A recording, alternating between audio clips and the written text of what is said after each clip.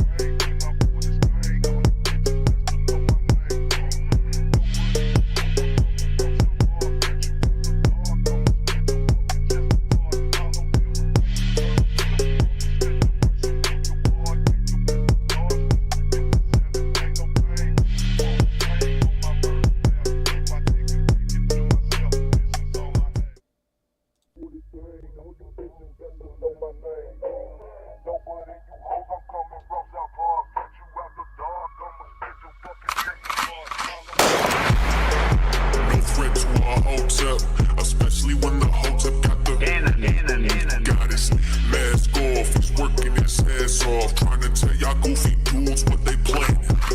It's Hotep, Hotep. Hope you motherfuckers understand. It's Hotep, Hotep. Hope you motherfuckers understand. No threat to a Hotep, especially when the Hotep got the goddess mask off. He's working his ass off, trying to tell y'all goofy dudes what they plan. It's Hotep, Hotep. Hope you motherfuckers understand. It's Hotep, Hotep. Hope you motherfuckers understand.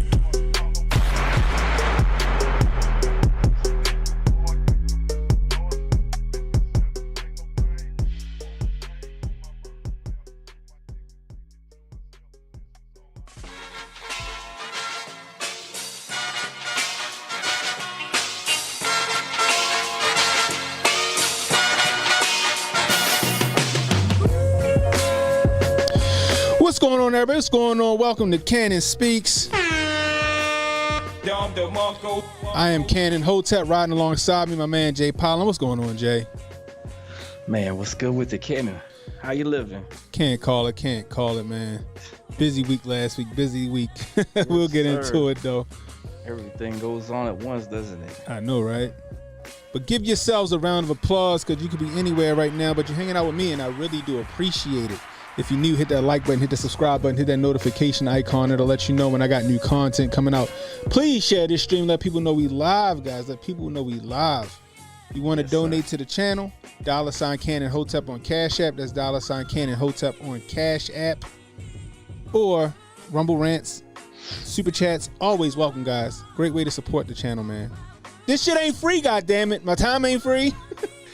The internet ain't free. All this shit I'm using to do this ain't free, guys. This is all brought to you by viewers like you. So keep CannonHotep off OnlyFans. Keep CannonHotep off OnlyFans. Donate $1 today.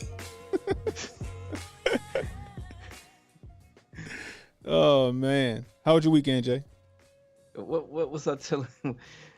What was I telling you about something? I was in touch with Candace this weekend with whatever was going on. I was texting you back and forth to let you know what I was doing, and I forgot what I was texting you. What was I up to? I know you was asking me about the creator. Right, that's one of the things I was asking. I was watching some movies, but they were all dramas and stuff like that, so I didn't watch the creator just yet. Oh man, You said what? You got to get to that.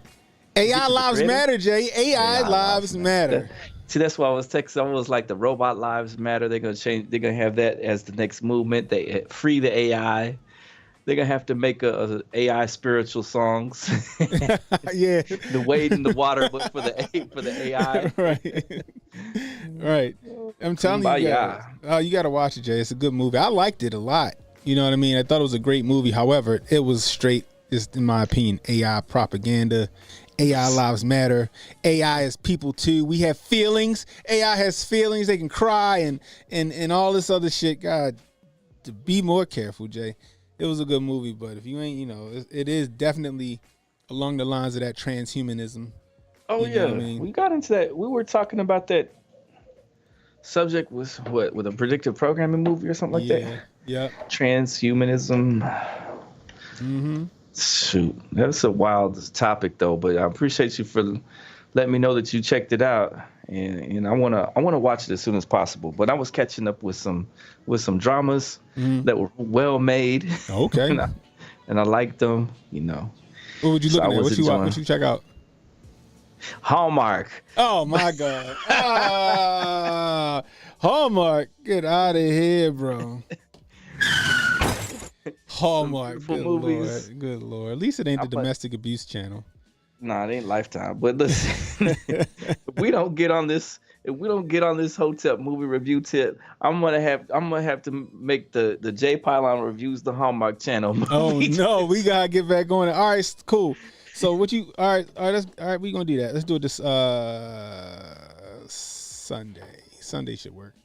Let's do one this Sunday. What we gonna review?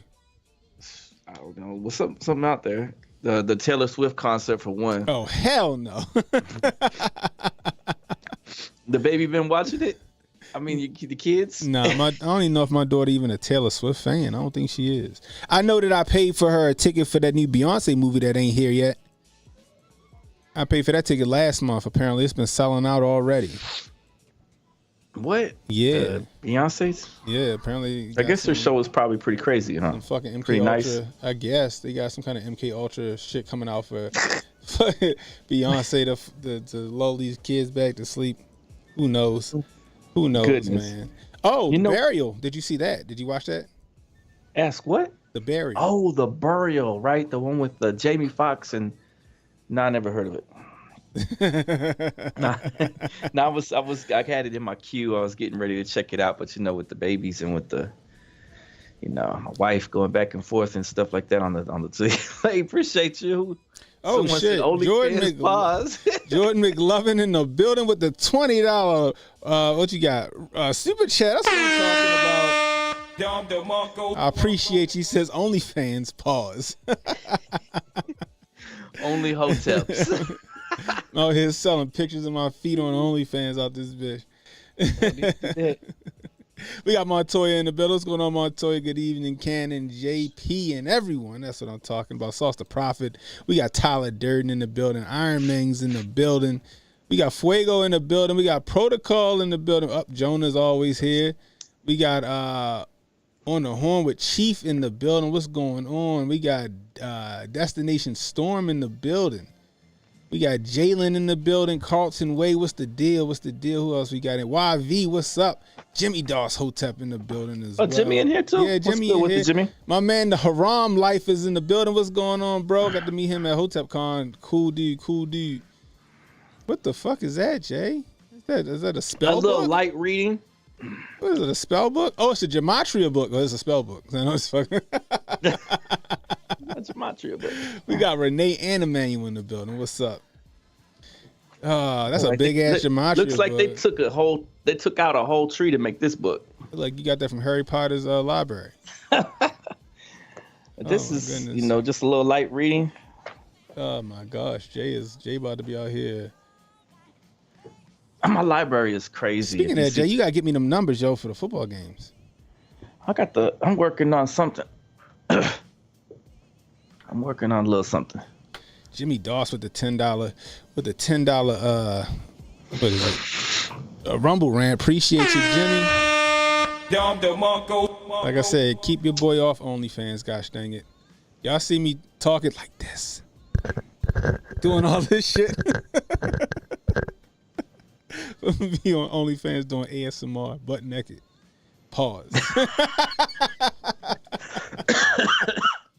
Kenny, it's too early. We're only at it's 9:17 over here.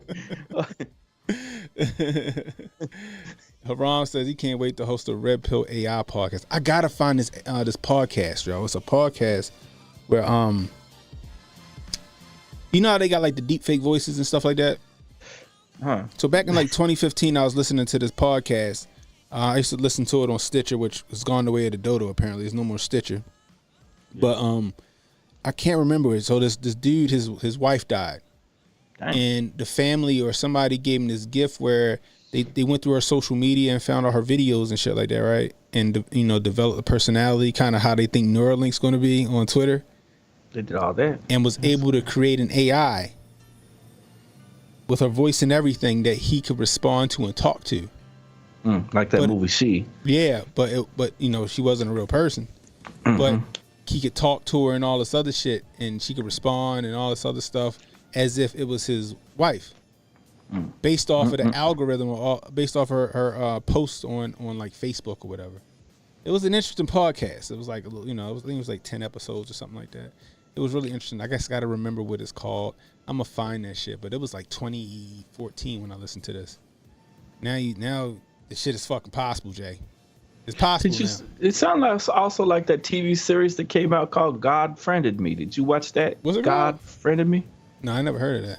You ain't heard? Oh my goodness, Kenny. God Friended Me? I thought of all people, I thought you would have watched God Friended Me and went through the whole thing. So you definitely got to check it out. I'm still trying to find definitely got to check it out. This guy's doing a podcast, right? He's doing a podcast, and then he goes outside and he gets this friend's request that says from God on his social media, and he's like, someone's playing, right? Yeah. His dad's a pastor, but he's an atheist. And he's like, oh, someone's playing, huh? Someone's playing. So he clicks reject, and then it comes back up again, and then it says, you know how it says friend suggestions. You know how the friend suggestions pop up, right? Yeah. So it puts friend suggestion, and it shows some random person that he hadn't seen before. And he was like, who the heck is this, right? As he says that, he looks up and he sees this dude about to get hit by this taxi. He goes over and gets him, and and it's the same dude that was on the friend suggestion. So from then on, he's like, oh, I better click, I better see what's all this about. So that's the series. I might check that out. I'm gonna check that out. I like stuff like that. Yeah, he's wondering because he's saying.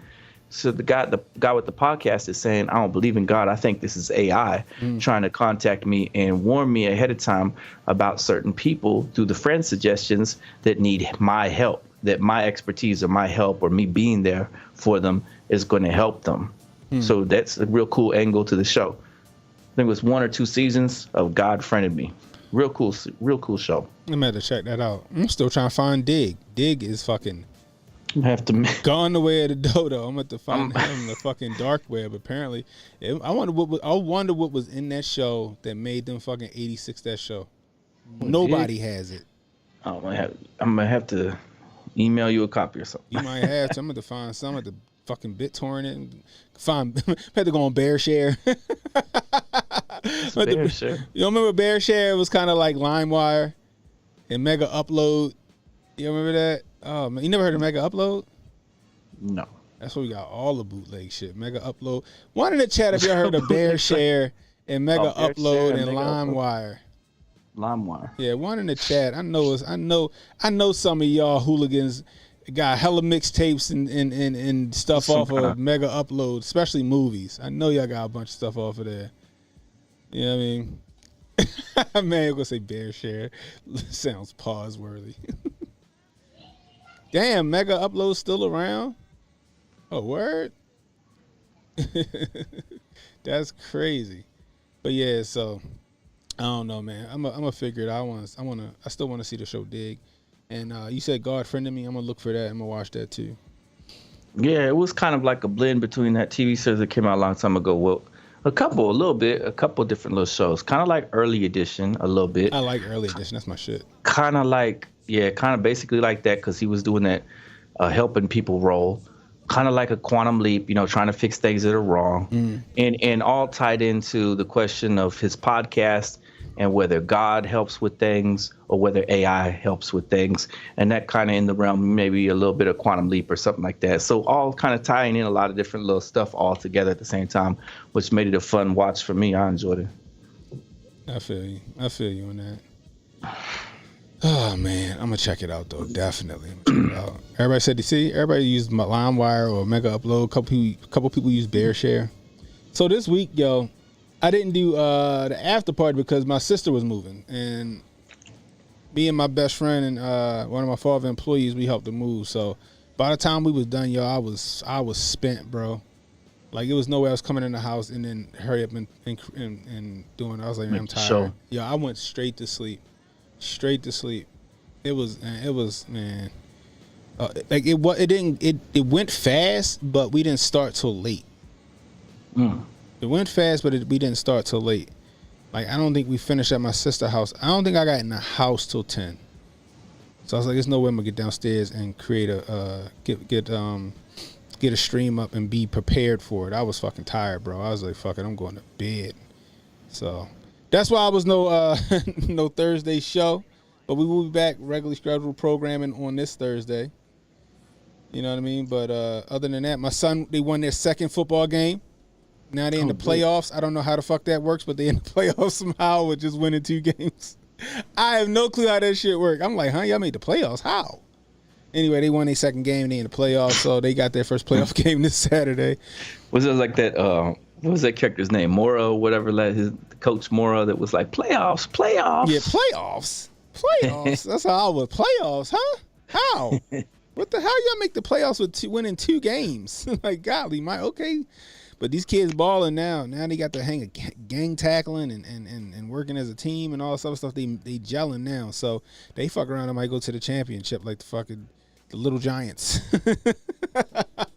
Ooh, all we need is Rick Moran that's out there coaching.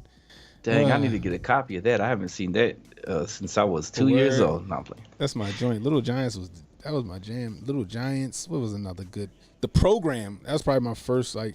I never saw the program. What the heck? You never saw the program? It's called The Program. The Program. The Program. It's got what's the old joint? Yeah, it's got what's his name? The one that looked like the fucking coach from the James Steelers. Pond? Nah, Omar Epps. Omar Epps is in it.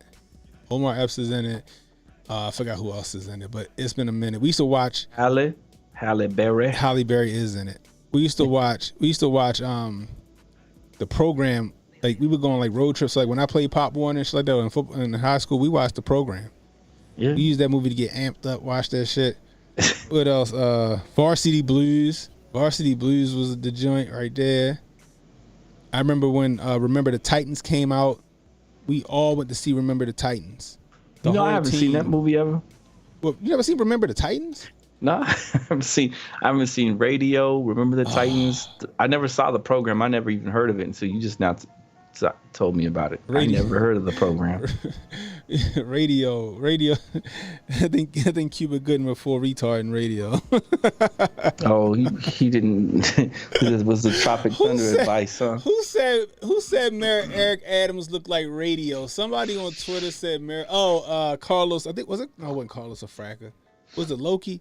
I don't remember who it was. Somebody said Somebody, no, but I think it was Carlos Afraka. He said that Eric Adams looked like Radio. He kept calling him Radio. I was laughing my ass off, and I looked like, oh shit, he do kind of look like Radio a little bit. Yeah, I want to see. I started Brian's song. I want to watch that. What is it?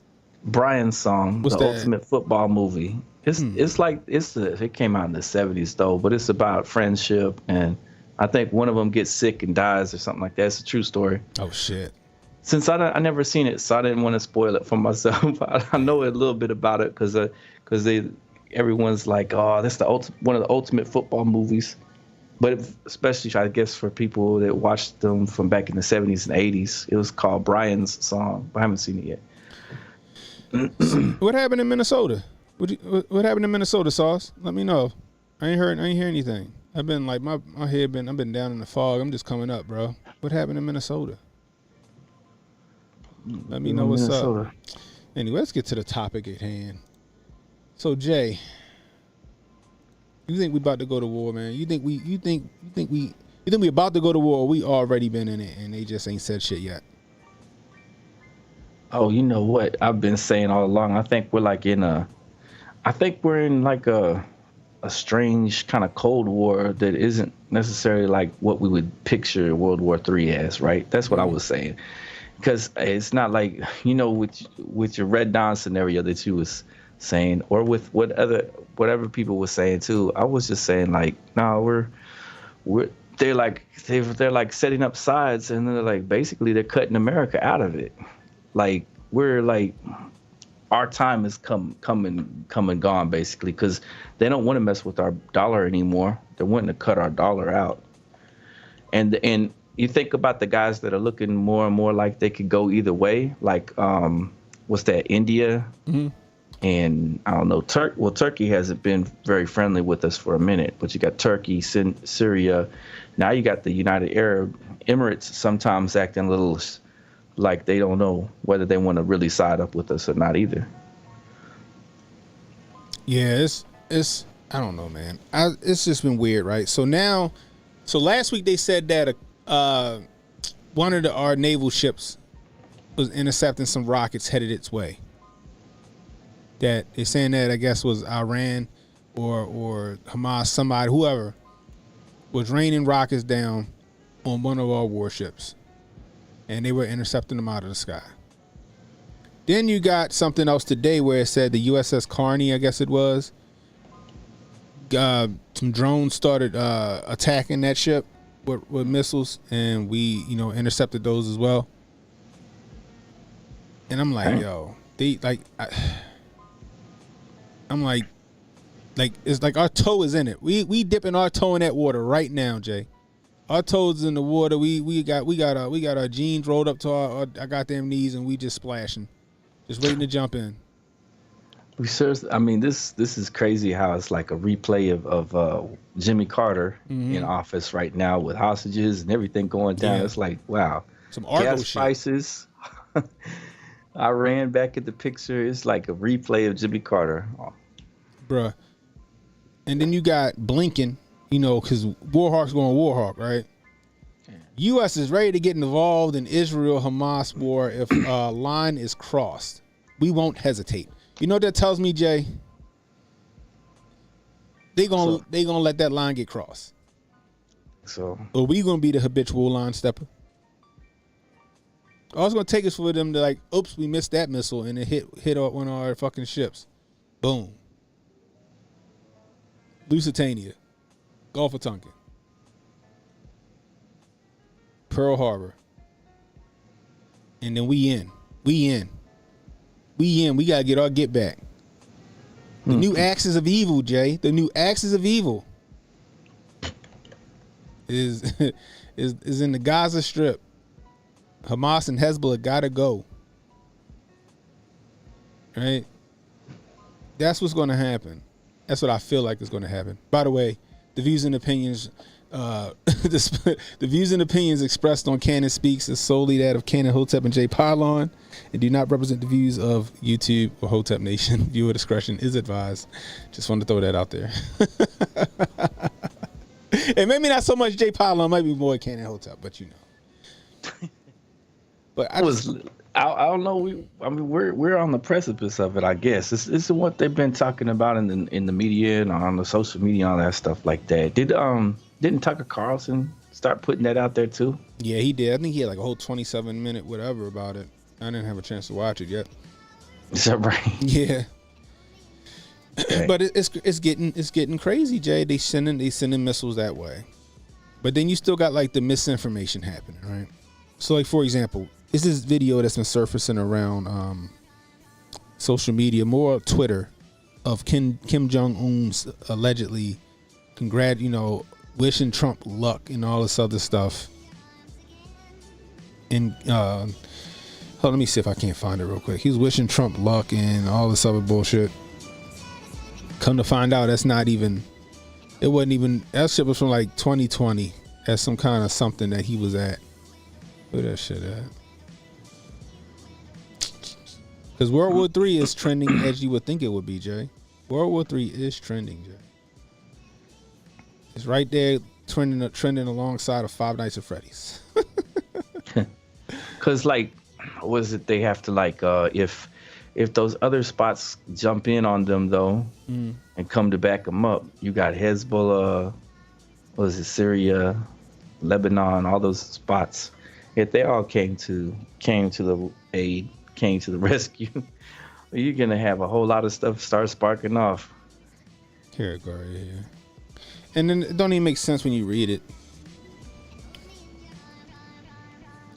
So it says, Kim Jong-un, speaker in the Israel and Gaza war, and wishes Trump luck in 2024. Suggested if Biden wins, the world will end in World War III.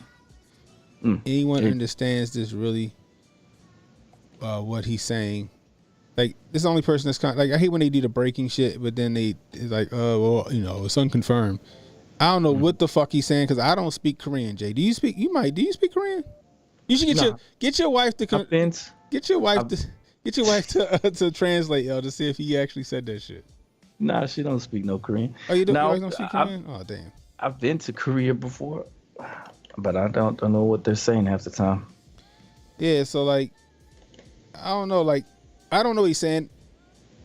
That shit could be completely fucking false. I know. I guess it was Trump earlier that was saying, "I will prevent World War III." I need to pull that up somewhere. Trump said he would prevent World War III. I think he said it today. Let me see. Trump. Jonas says everyone just needs to stop tweeting. It's so much misinformation going around social media, right? And they want the social media, they want the misinformation to happen simply because they want to start pushing those more authoritative sources, Jay. They want us to get the shit wrong. Even though mainstream media is getting the shit wrong a lot, right? But like, even like the Quartering just did a video, right, where he was saying that YouTube got this new policy where they're going to start to push, mainstream media more than independent journalists, So like, he's seeing like I think he said that between the time this shit took place, I think he said between like August and now, something like that, he lost like 70 million views or something crazy. How? Huh? How though? Maybe not August. Because YouTube, he's not in the algorithm. YouTube are pushing more like CNN and Fox News and WeOn and all those people versus the independent journalists that would be in the algorithm based off of their viewership. Tim Pool's always going. Tim Pool would always be in the algorithm. You look up anything. Related to whatever's going on, especially like this whole war situation. Tim Pool would be you would see something from Tim Pool. Now it's like you might be hard pressed to see it. You know what I mean? Mark Dice couldn't fucking put something in and I see a Mark Dice video pop up. You know what I mean? Now Mark Dice he's out of the algorithm. Sticks. They're throttling the popular independent journalists in favor for mainstream media, who's been fucking getting it wrong a lot. You know what I mean? But that's because they need to push this information war. Information war is one of the most important part of any war. You know what I mean? We need the babies on fire and the headless babies and stuff like that to tug on the heartstrings. to get people galvanized and ready to go fight. You know what I mean? You know, right. We need to see Kim Jong-un up there from 2020. You know what I mean? Not talking about shit about this whole situation, but people think so, just to discredit, you know, independent journalists. Because you got a whole lot of people running with this fucking thing. Nobody knows what he's saying. He could be saying, he might not. Shit look old. I seen another let's see if I can't find it. I seen another thing on Twitter, and they were saying it was the warship, and I'm like, that shit look old as a bitch. Excuse me. That shit look old as a bitch. Wait, they're like an old ass CNN sign. I could be wrong. I'm about to show it to you.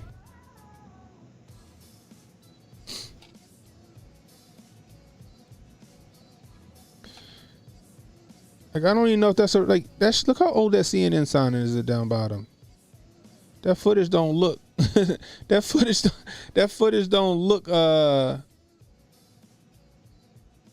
of today. Jay. On Monday, Turkish president urged Israel against indiscriminately attacking civilians in its war. That's how you know it's bullshit. So he got the CNN footage, right? But then with Hamas militants in Gaza, Turkey that part. moving a cat. Maybe they spliced it. I don't know. So they got that, and then you got which sound like we on talking, and the audio's fucking shit. Exactly, Carlton. That shit, that fucking CNN sound like it's from fucking 1988. You know what I mean? But yeah, it's old. Like, this is the misinformation that's going around. I don't know if this shit is true at all. Like, it's a lot of crazy shit going on. Like I said, you believe none of what you see and none of what you hear now, man. It's hard. Demon, that sounds like that woman reporter in Family Guy. Sound like Trisha Takanawa, yeah. See? Oh my gosh, like, it's crazy, man. Like, the misinformation is ridiculous. However, I really do feel like we about to put, like, we might be in the middle of the Red Sea or wherever the fuck we at, but we gonna have boots on the ground, yo. We gonna have boots on the ground. Something gonna happen. One of them fucking rockets is gonna slip and it's gonna hit one of our ships, and it's gonna be fucking on. It's gonna be ridiculous. But then it's like, not only that, not only gonna have a war abroad like we do right now, not only gonna have a war abroad like it is now, we're gonna have something, some kind of civil situation here at home. You see the pro-Palestine people take over the Capitol last week? I didn't see any of that. You ain't see that shit? Oh, I didn't watch any of that. It's like, was it Rahib Tlaib or whatever her name is? Rashida Tlaib. I don't know if she was behind it. I don't know, but I was like, it's like they made sure to have her in her spot, all along. That's what I was thinking it was. I was thinking, now they got her set there for her spot because they're going to need to circle back around to this whole quote unquote Middle East stuff again. And I figured that's why they had her out there. So I figure anything that comes through, they're going to always have her, come out there. I just find it interesting the fact that they were able to do that, but Rashida Tlaib. Yeah, but nobody was brought up on charges and none of that shit, huh? Meanwhile, that day in January, they still prosecuting motherfuckers. Where were those people at? They were inside the Capitol or something? Yeah, they were literally in the Capitol, bro. But it was a peaceful protest. Exactly. Jabari in the building, he says BLM equals PLM. BLM equals PLM. Exactly, Montoya. It's all for optics, man. All for optics. I would say that where does she get put in there from? Michigan, huh? I don't know. I just feel like they just set her up all along. When I was looking at it, when she originally first came in, I was like, oh, they're probably going to circle back around to the Middle East this and Middle East that, right? And they're going to put her, all forward, just like they're doing with Omar, right?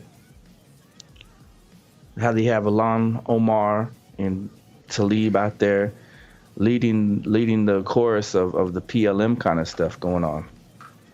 And it gets more people divided or you could see like where they would have those factions of people try to do something against each other, like stirring it up.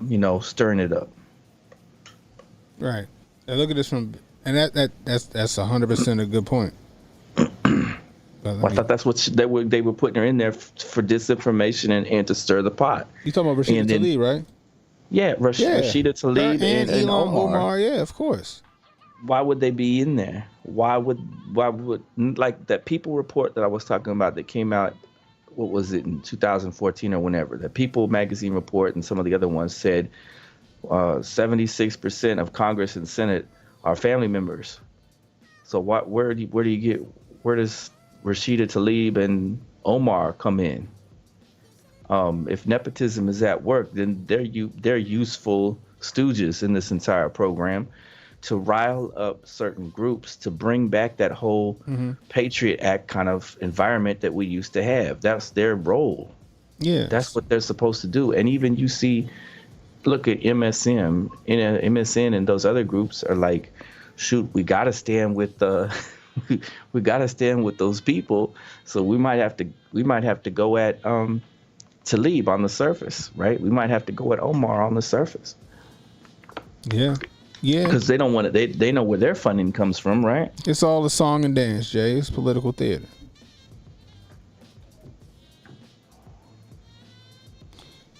Trader Tyler says we're on the brink of the latest forever war in the Middle East, not World War III. Ooh, I like that one.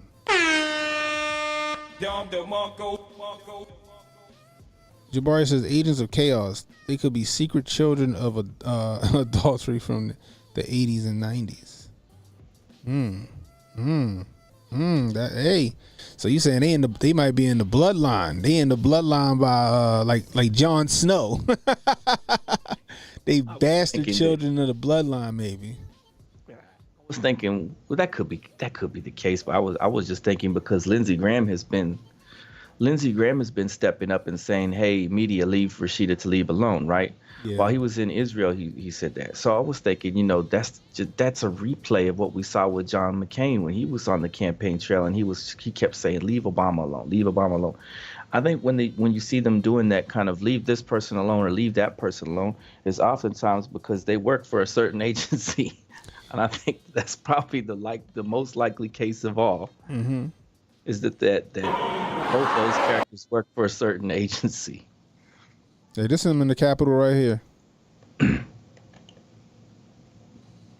Now I don't disagree with them being able to go protest at the Capitol, Jay. I don't disagree with that.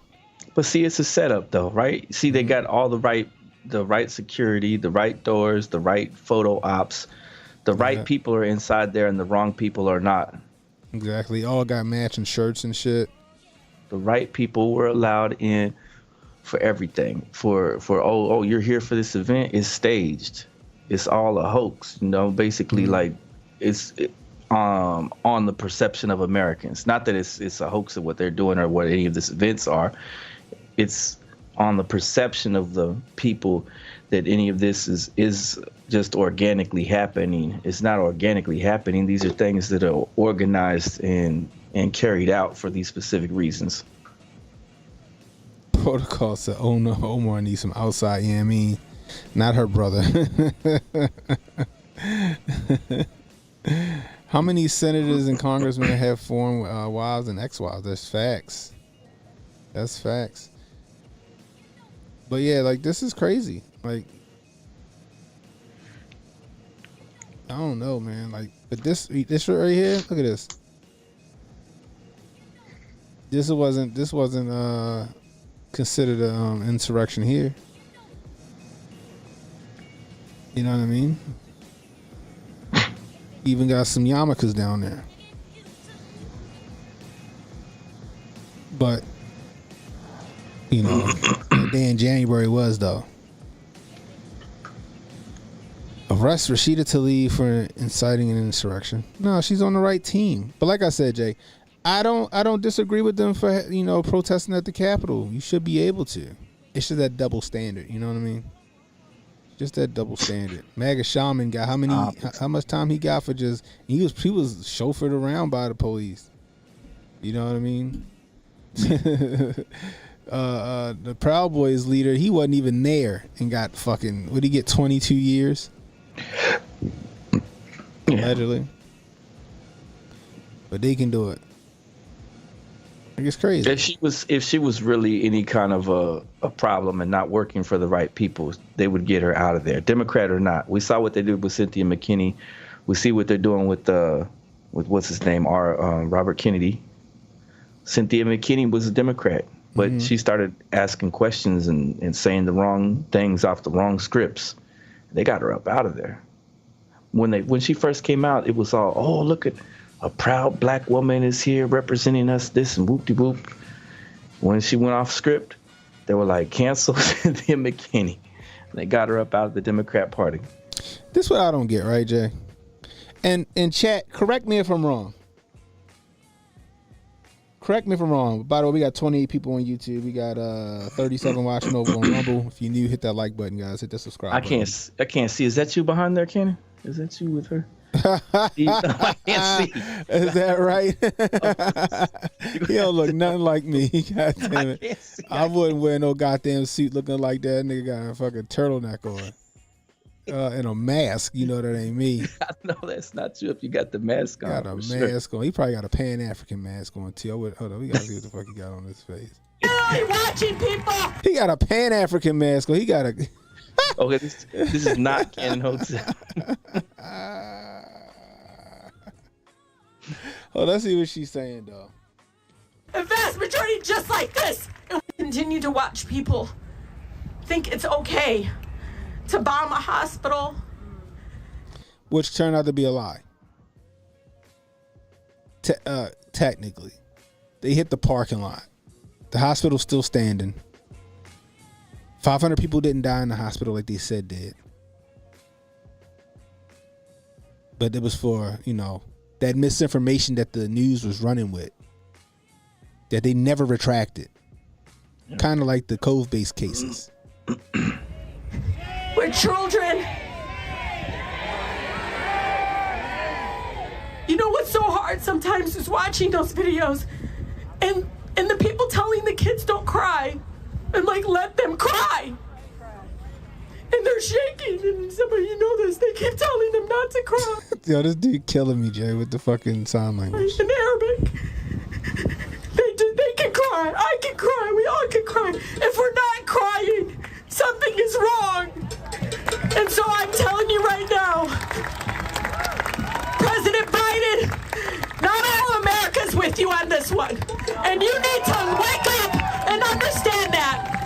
We are literally watching people commit genocide and killing a vast majority just like this. And we still stand by and say nothing. So this is what I was getting ready to say, Jay. Go ahead. And correct me if I'm wrong, chat. Now I know that I know that Israel, the Zionists. I'll say the Zionists. I'm not going to, because it's not all Jewish people, right? The Zionists, like Netanyahu and those guys, right? Allegedly. I don't like the YouTube like the Z word. Okay. We'll retract that. The landlords, right? They done their dirt, right? They've done their dirt. We know that. However, imagine just walking down the street, Jay. Mm-hmm. No, I'm sorry. Imagine just being home in the house, and a bunch of dudes kick your fucking door in and beat the shit out of you and your family. Yeah. And then leave. And you catch them motherfuckers slipping in the street. Right? There them niggas go that was in my house. And you see them out there in the streets. And I bust that ass I go get my homeboys and we go whoop ass, stomp them to an inch of their life. Am I wrong for getting that get back? Am I wrong for getting that get back? Somebody attack me on my turf and I go fucking seek and destroy their asses. Am I wrong for that?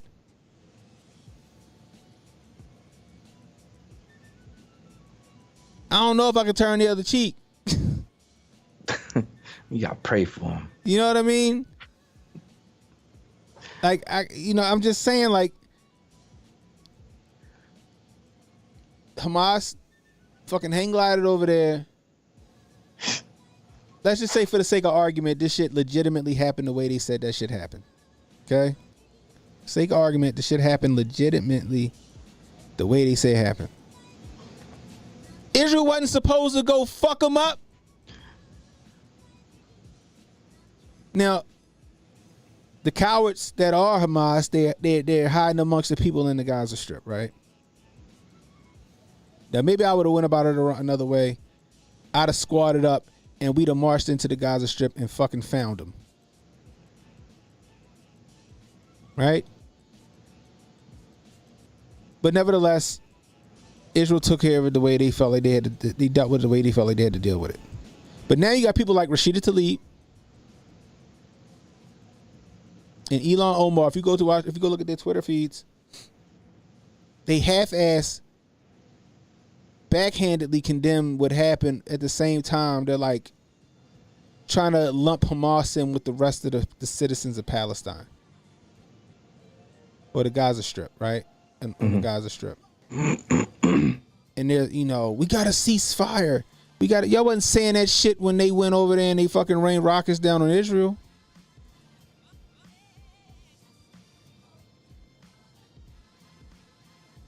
Like, y'all jumped us, but then when we fucking start getting the upper hand, now all of a sudden you trying to end the fight.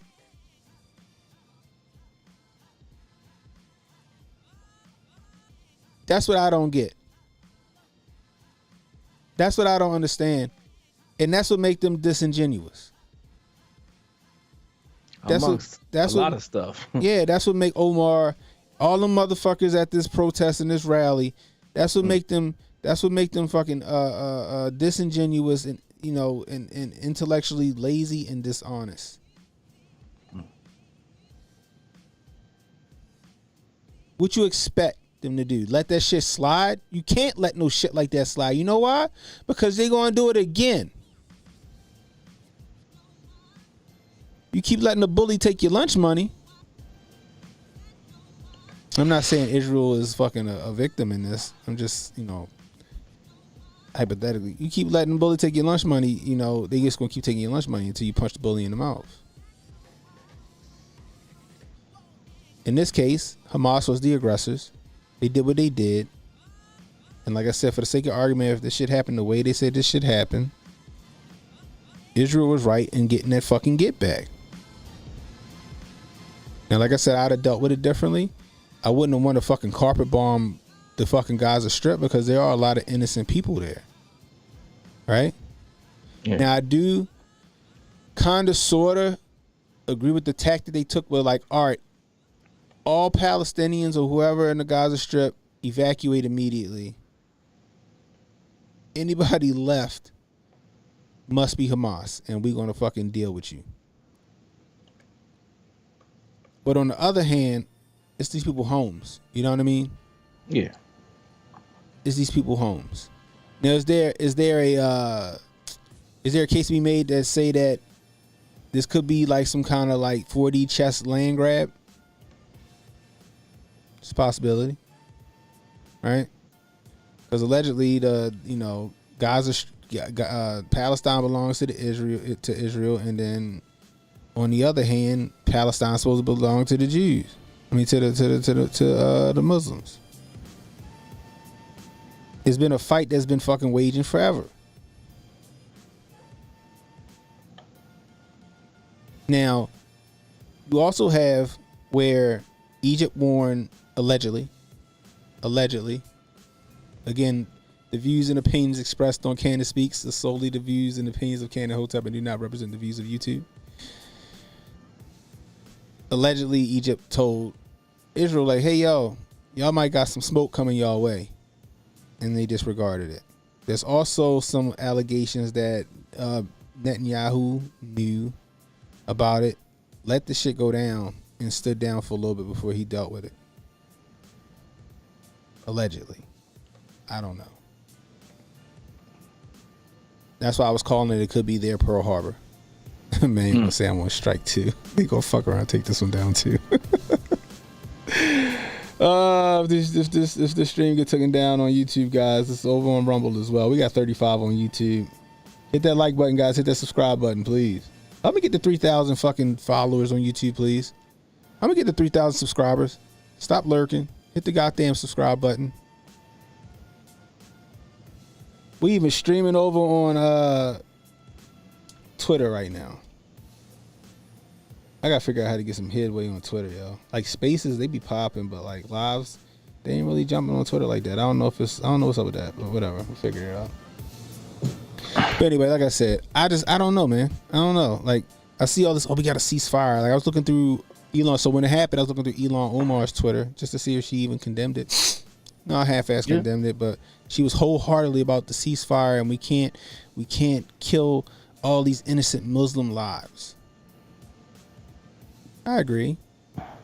But at the same time, it's like, yo, what you expect? Why ain't you condemning what Hamas did?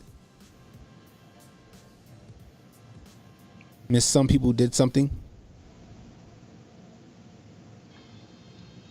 You know what we're always talking about is hardening the areas. Like when we go over places, like when I was in the Philippines or in Korea, different spots, and even Puerto Rico's like this, as I understand. You go into spots anywhere you go, and there's armed guards, or there's gun towers, and there's communication, and it just seemed like, where the heck was all that security for the musical festival and all these other spots?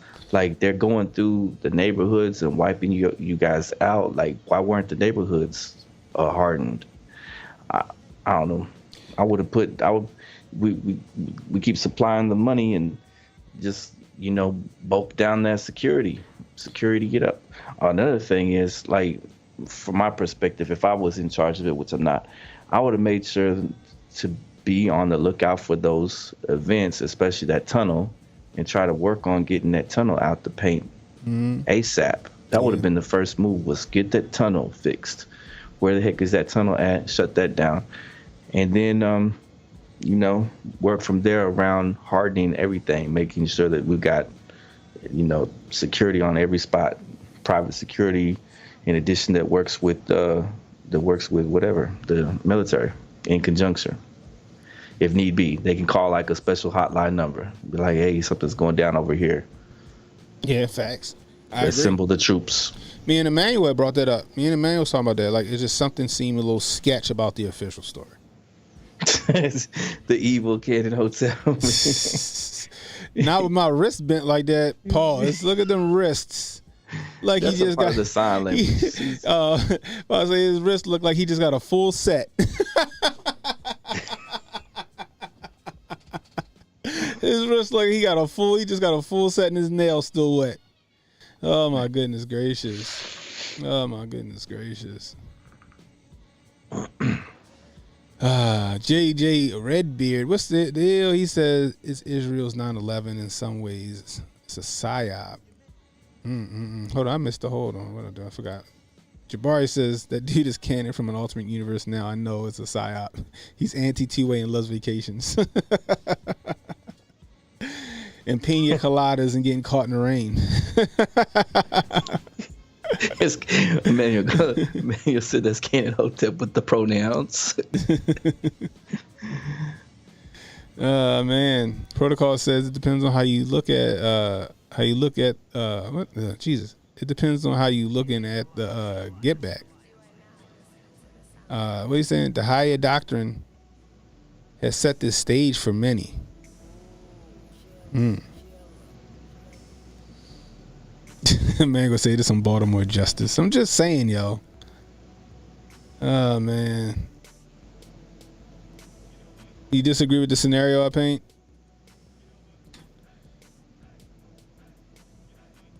But do you agree that if Israel was attacked first and Hamas was the aggressor, Israel wasn't in their full right to retaliate?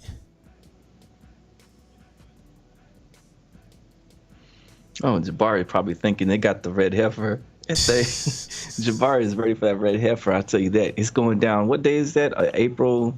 I'm looking forward to see if they really do have the red heifer next year. April. What was it? 23rd. Let me double check.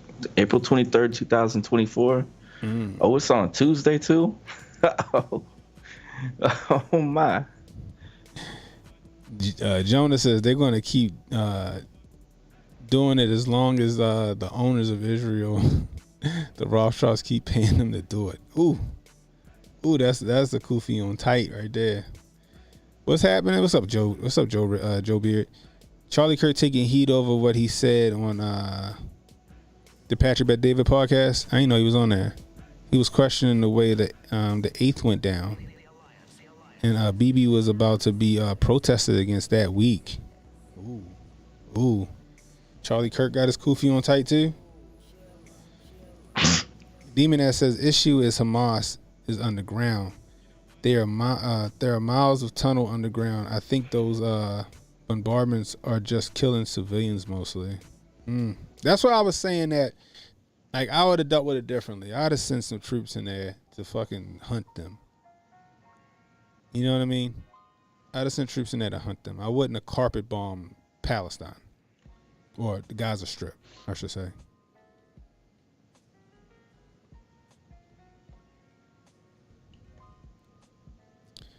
Israel's been bombing Gaza all year, is that right?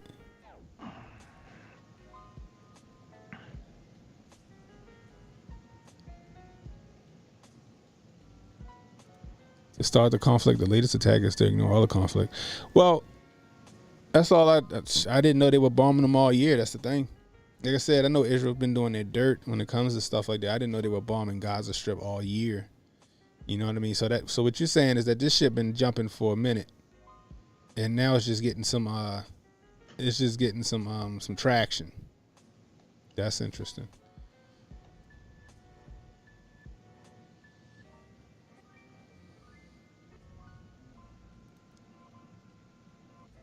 Paget, what's going on? Israel has almost what? I don't know what that is. Military service. If they do, why take guns away from people? Let them defend themselves. Yeah, right. Because they have. Yeah. So Israel, it's mandatory that you serve in the military, right? It's mandatory. Every citizen of Israel has to serve in the military, if I'm not mistaken. Yeah. So why would you take guns from citizens? Now all of a sudden you want all your citizens to remain strapped. Now you want them to be strapped after what happened. If what This CannonHotep with pronouns. Now, if what Emmanuel's saying happened and y'all been bombing the Gaza Strip all this time, you should have prepared your citizens. But were they just cannon fodder? That's another good question. We all know what they say, never let a good crisis go to waste. You know what I mean?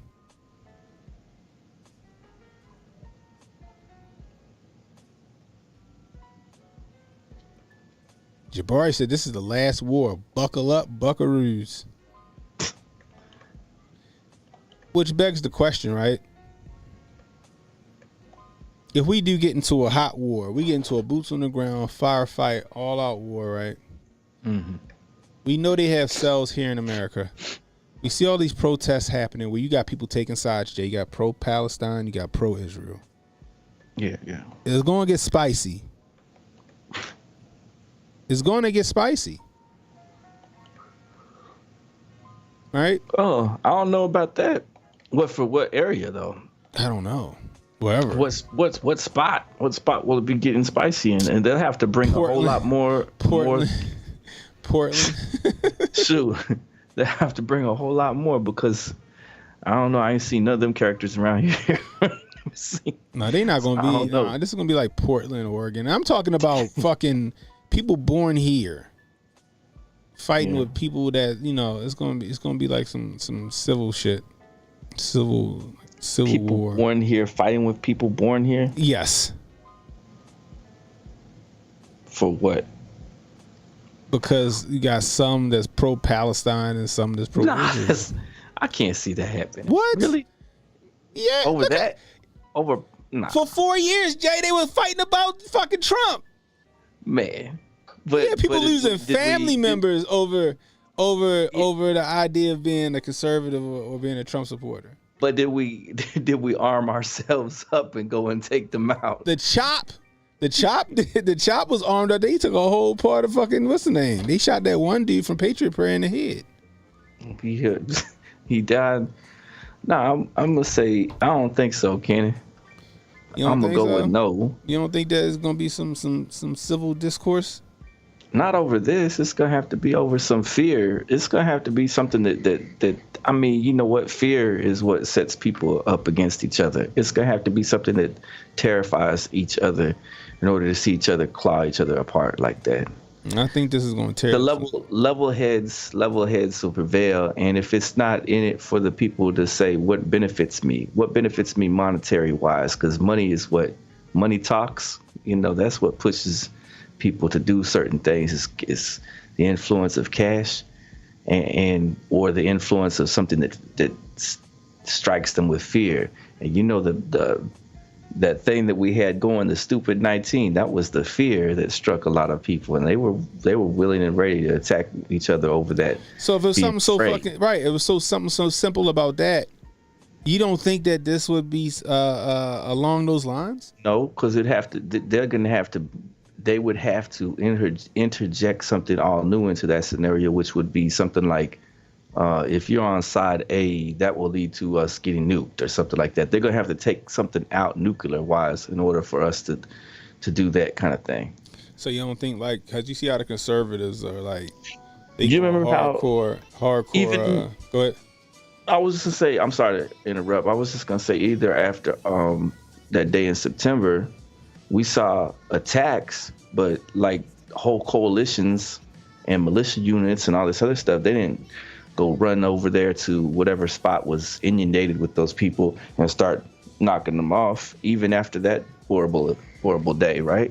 Mm-hmm. And even though the media painted them and said, see, that's who did it right over there, you didn't see everyone say, okay, well, let's go get them then. And I think that those days are done. Like I said, we live on YouTube, Rumble, and Twitter right now, or X, you know, but hit that subscribe button, hit that like button, guys. Share this stream. Jabari says LA, New York, Michigan, Atlanta, Houston, Nashville, Chicago, Pittsburgh, Miami all have large Arab and Jewish populations. All could have riots next year. Now, I could get behind that, like doing riots, Cannon. But that's what I mean. Yeah, they could switch this to BLM, and like you could see buildings being burned and stuff like that. But I don't think we're going to be calling on the rooftop Koreans to interject and start taking them out. I think we could see that go down, possibly. I think we could see some of that stuff pop off, but I just don't think that I just don't think a civil war sparks off over this. Oh, it's not working. Oh, hitting the wrong damn button. Getting a little warm in here, turn my fan on. Anyway, but yeah, I don't know. That's what I mean, but like the riots. You have riots and a lot of civil disobedience. What's it called?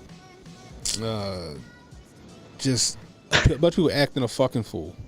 Right. Yeah, this 2024 is gonna be a hot mess. You know, civil war don't necessarily mean like we just fighting in the street shooting each other. I'm talking, you know, it's gonna be a lot of civil disobedience. A lot of people, you know, maybe some fist fights break out or some shit like that. Or it could be, you know, some fucking real violent shit. We don't know. I hope not. I really do hope not. But you can see people already being divided already over this. What's up, Rez? We got Rez in the building. You know what I mean?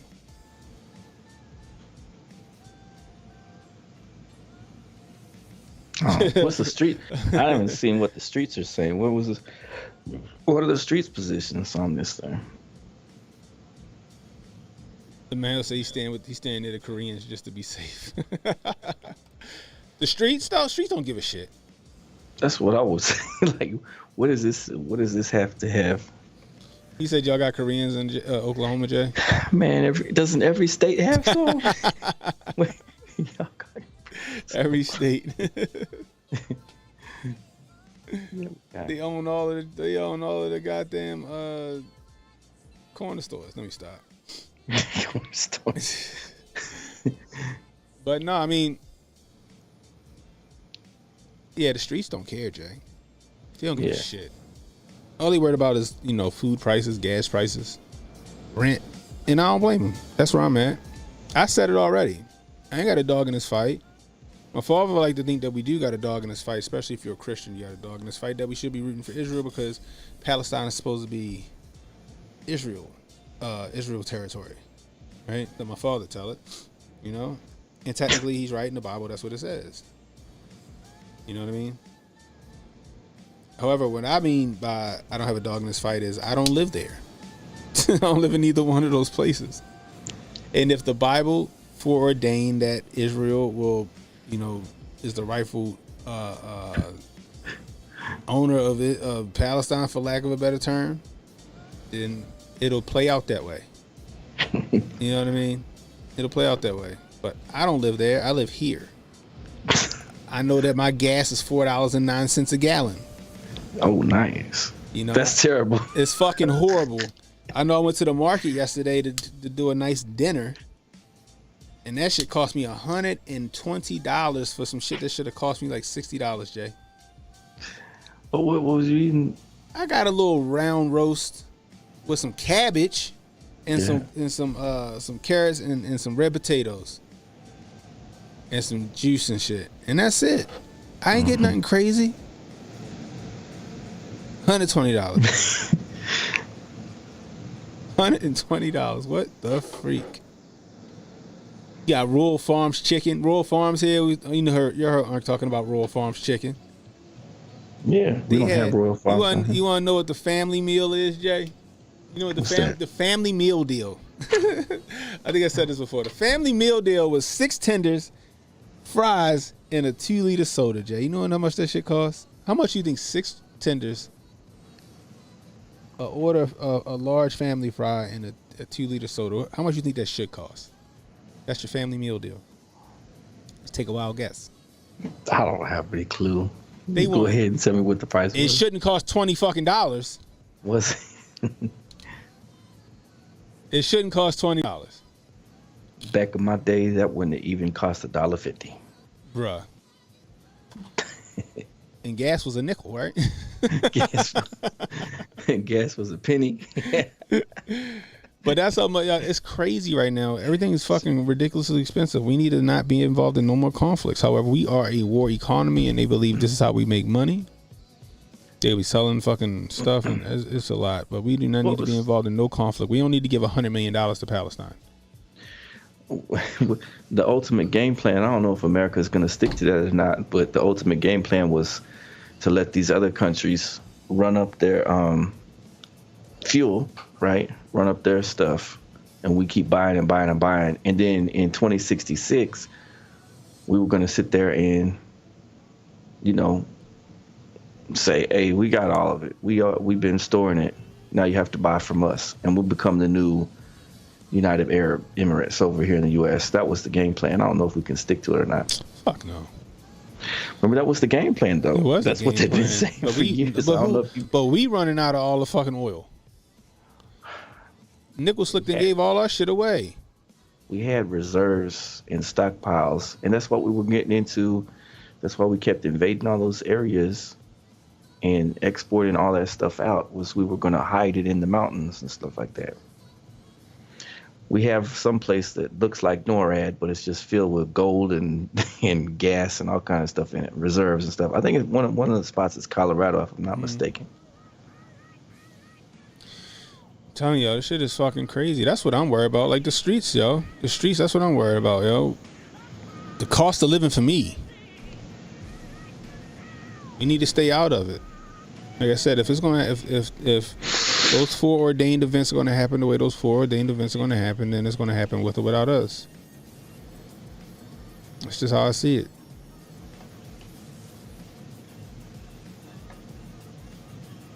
Manuel said Popeyes was sprinkling gold and crack on a chicken for these prices. I mean, for $20, at least I can go to Popeyes and get like 18 tenders and a drink. It's crazy right now, the prices, man. And I know it's more expensive in other states. I know that where Emmanuel at, I'm pretty sure it's more expensive than where I am. New York probably more expensive. California, I know is more expensive. Probably out where you are in the Midwest, and it's probably a little cheaper, yet still probably more than what y'all guys are used to paying for shit. I mean, the prices. Rent's crazy. Try rent someplace right now. Something you might have been able to rent for like, I don't know, $900 a month might cost you $1,600 a month. Buy a house with that much money. Go try to buy a car right now. Fucking Chevy Volt gonna cost you $50,000. Yeah, that's a nightmare. Telling you, bro. That's what I'm worried about. That's what the streets worry about. They not worried about this shit. They like, yo, get the fuck out of here. Let them deal with that shit, yo. Fix America first. Stop giving money we ain't got. And then don't let us, why we gotta go over there and potentially die in a war that we shouldn't even be a part of. We already don't got enough troops as it is. Yeah. You know what I mean? Our numbers are down. Fast food isn't Hotep food. Man. Remember HJ tried to get on me and Unc because we was at Hotep Con. We had all just got in town, and Brody had took us to McDonald's. Oh. Yeah, and he was like, "Look at these dudes." He's like getting Big Macs and da McDonald's, and he go, "Hey Brody, let me get a Big Mac too." I really liked.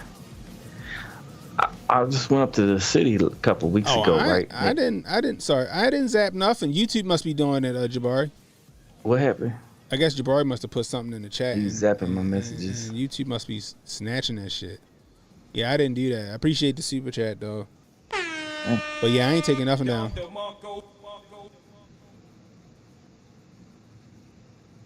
He said I did not eat pork or fast food at HotepCon. But what you saying, Jay? Did you try the new sauce that McDonald's had launched? I want to, but I can't.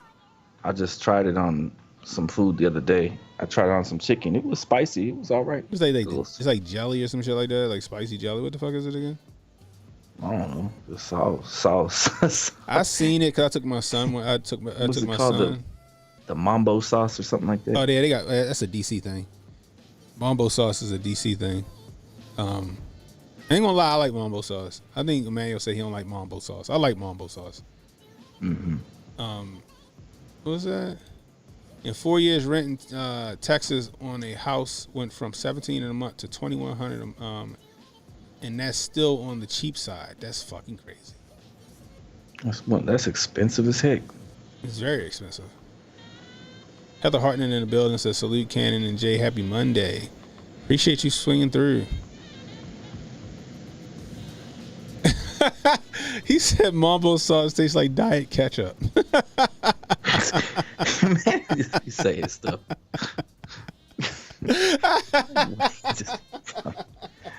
Diet ketchup. Whatever I had that McDonald's made was spicy and tangy at the same time. A little tart. It had different flavor to it. I didn't know what it was like. Oh, man. It's the first time I ever tried it.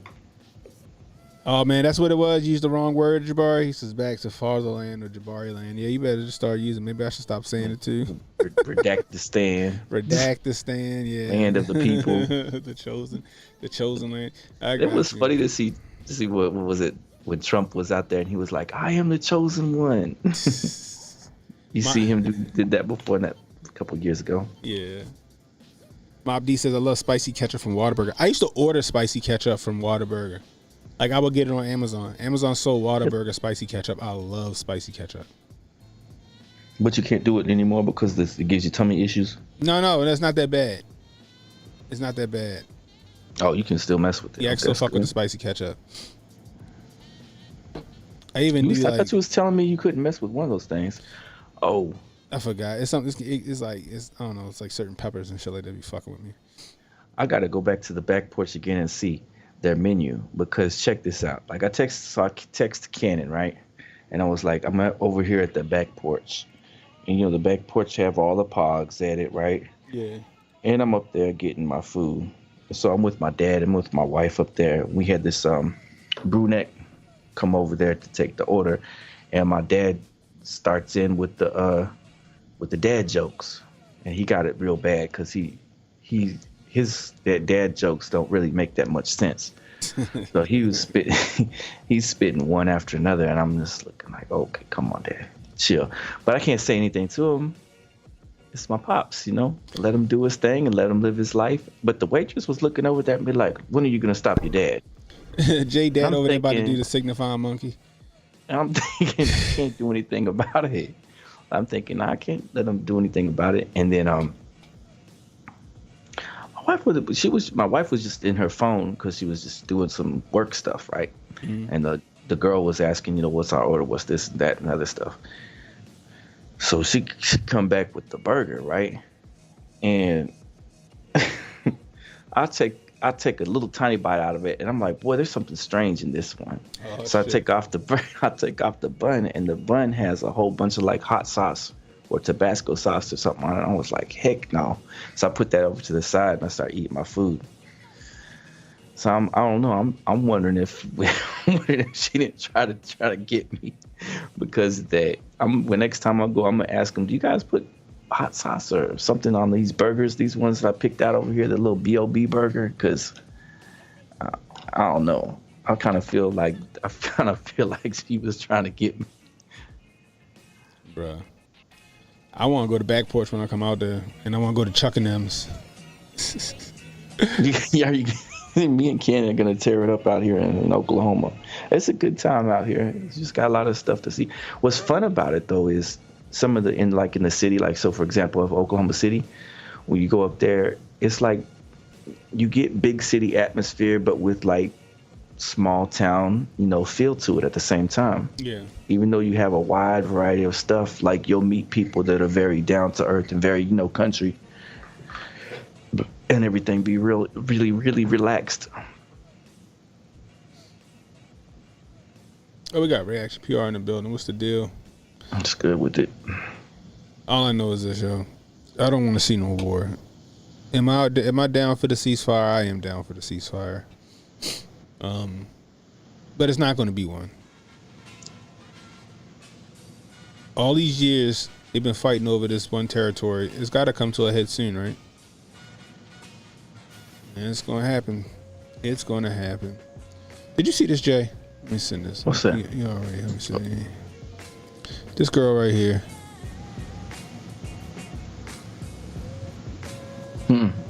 What's that?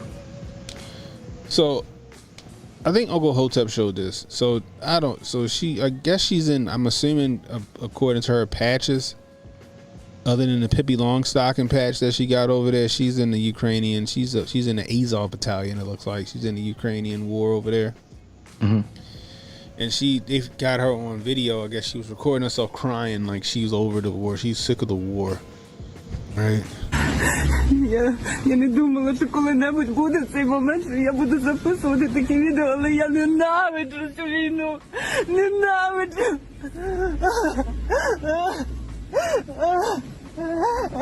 Now me, she fucking faking to me. She just wants some attention. I ain't seen not one tear drop from those eyes. She legitimately has a fucking Pippi Longstocking patch. Remember Pippi Longstocking? Yeah. Yeah, I remember the original TV. Coming into your world. I don't know. A nappy little redhead girl. I don't know. So I just remember that. I remember we used to watch it in like elementary school. But they had a theme song. Now see the Pippi Longstocking that I recall. It's like from the 1960s or 70s or something like that. Yeah. It was The like one that was live action. action. Yeah, I remember that shit. We used to watch it in elementary school. Like it'd be after lunch, and then we'd wait for the teacher to come get us. They had like my elementary school had fucking a reel-to-reel projector, and they either we watch fucking Pippi Longstocking or Cosby Kids, or some other fucking shit from the 70s that the school had in the fucking archives. I wish I can go back there now. Like the school's still standing, it's still there, but I wonder if they still got any of that shit. Like I remember when I was like in 5th grade, I was in the library. I found all these records, and we just kept playing the Candyman can on repeat. But yeah, I was like, I'd have been brainwashing yourself on that one. Maybe, I don't know. I just know it's a lot of Cosby Kids. Serafina was in there. It was a bunch of shit. Serafina's sad as shit. You ever seen that movie? What the heck? It's a movie from South Africa about this girl. Like it was like a musical, and she was in high, and then she ended up getting killed. It was crazy. I guess it was doing the apartheid and shit. A Watership Down type story. Let me see, what was it movie called? Serafina. Yeah, Serafina. Serafina movie. Look, ain't no tears. Look, ain't no tears. She looking to see what the comments are and shit. Not a goddamn tear was shed in this video. За декілька годин ми втратили стільки побратимів. She trying hard, boy. За 4 місяці стільки не втрачала. Anyway, let's just say she was crying and she was so upset. Like, what the fuck you think war is, lady? What the fuck you think war is? That's what the fuck it is. War is fucking war. I don't want to go to war. You don't see me talking about send me over there, goddammit. Put me in, coach. I'm ready to play. Dang.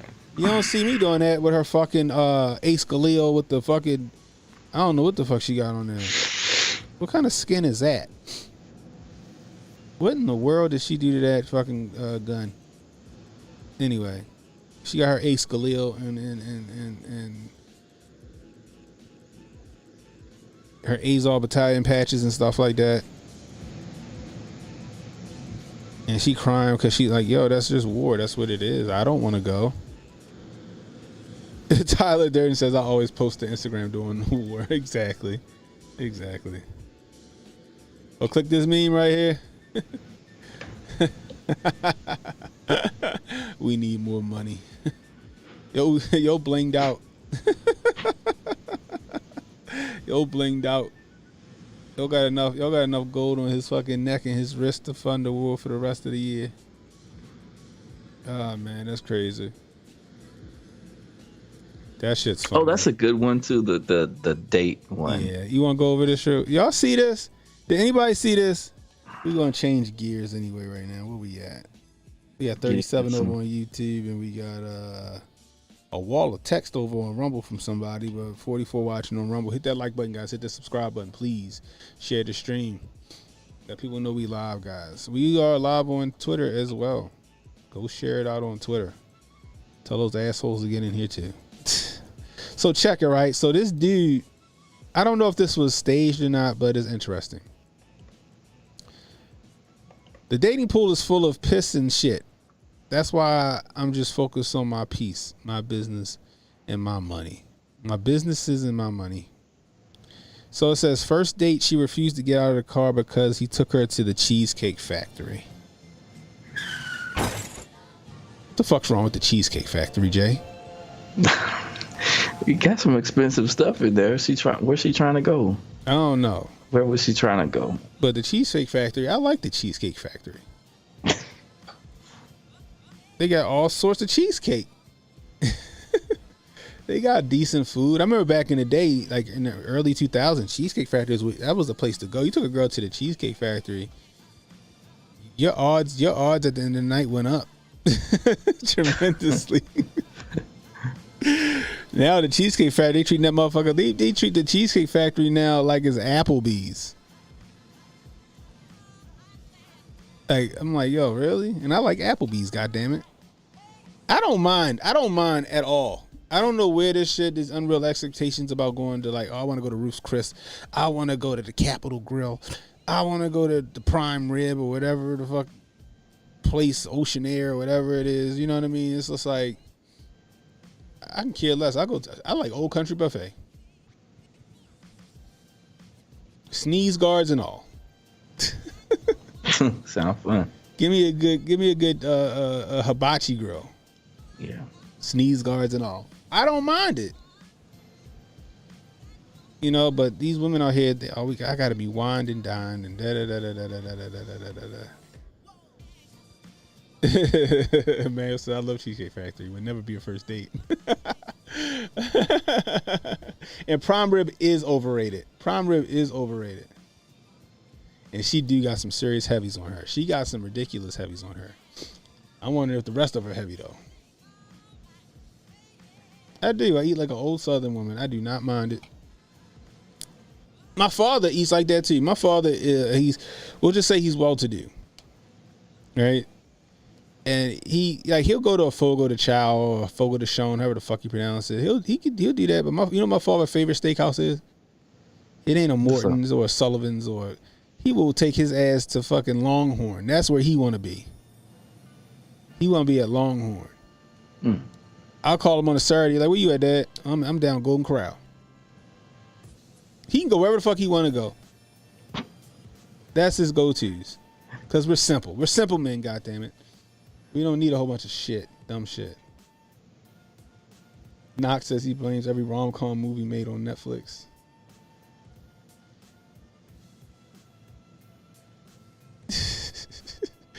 Jonas say, take me to Cheesecake. You need a smell guard. Jesus.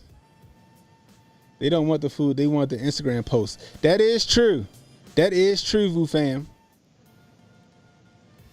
This couple went on some talk show to talk about this video. She looks tall, and the guy is small. Well, yeah, he could tell. Oh, so this was a real thing.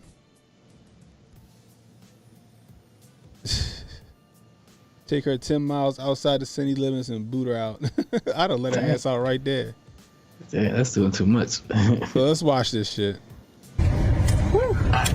Let me just get the door for you. Okay.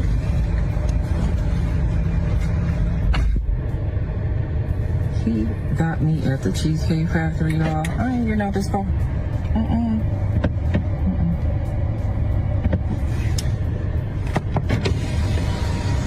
Yes.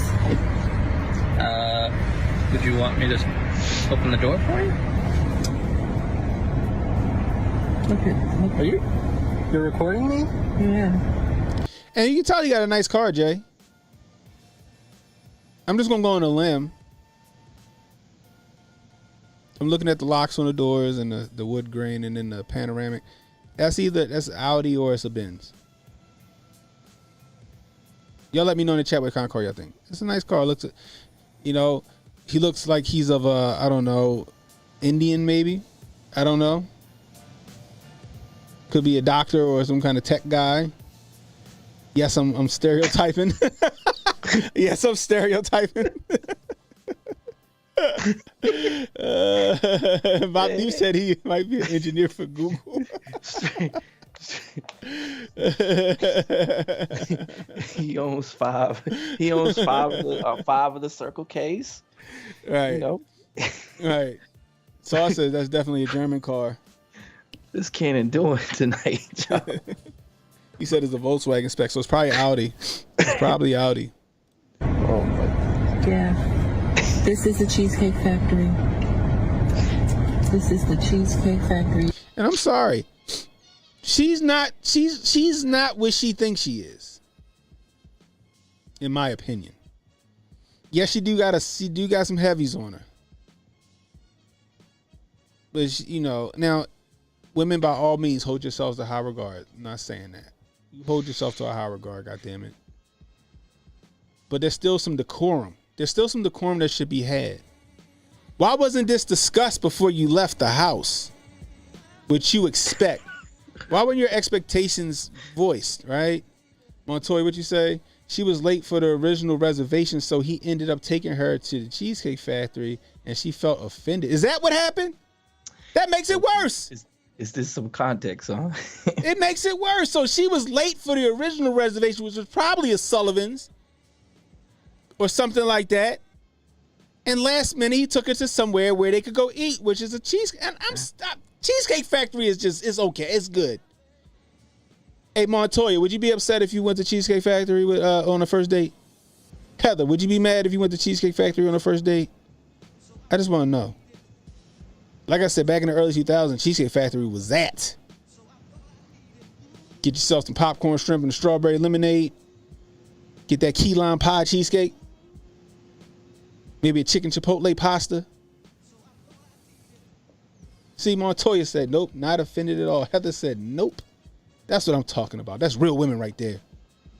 Real women. You know why? Because there's going to be a date 1. I mean, a date 2, a date 3. Date 3 might be a trip. Might be a trip somewhere. It might go to, I don't know. I don't know where they at right now. Somewhere, goddammit. You know? But she mad. And like I said, she pretty.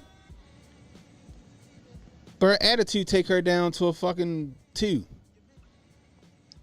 This is some social media. What's the problem with that? This is a chain restaurant. This is a chain restaurant. Take someone that looks like this to. I'm sorry. I'm sorry. No, shorty. You okay? You all right? Looks, I don't know what you look like when you wake up. You might look crazy. I've seen enough videos on Instagram of people looking like booger wolves and then doing this shit and they look like fucking supermodels because of that fucking deceptive ass makeup. She might wipe all that shit off, Jay, and look like, I don't fucking know, Della Reese.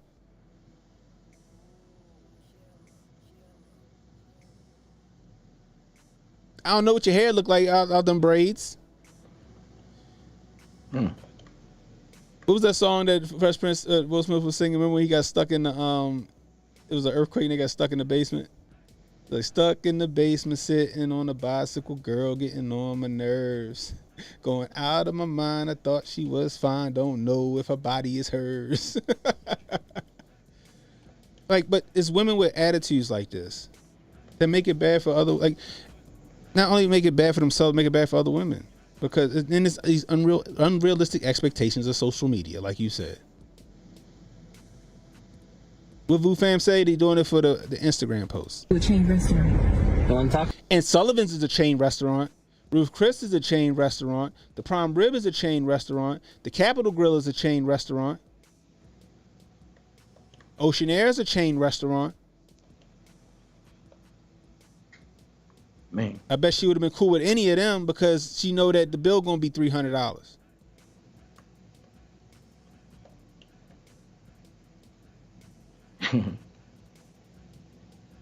But I'm fine with talking about it, even in front of them.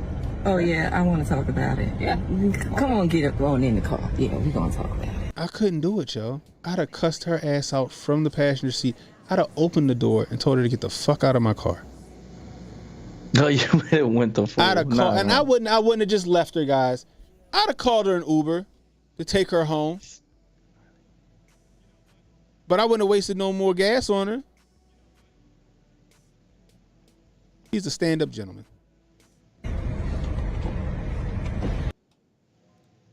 Where the other one at? Here we go. Look at this shit. Look at me. I cannot go in the Cheesecake Factory. Stand. Look at me. I cannot go in the Cheesecake Factory. There's nothing wrong with I that. will die. That's Okay. embarrassing. Listen, as I said, I have very specific certain expectations for that. No. I can tell it's not gonna be there. And maybe we're not right for each other. So respectfully, I'm gonna just drop you off at home. Oh no, he didn't. Yeah, I'm up. So you just want to call it a night? What the fuck? Yes. What else do you expect? What else you expect? You try to put me on blast on your social media, on your TikTok, allegedly. I don't know if that's hers or not, but still, on social media, you try to put me on blast on social media, right? And then you expect me to what? You want me to cower to you and then and turn around and find some place more expensive to take you? Instead of just being like, hey, I'm not a fan of the Cheesecake Factory. Can we pick something else? Or admitting that you fucked up by being late for the original reservation and just fucking going to the Cheesecake Factory. They doing too much.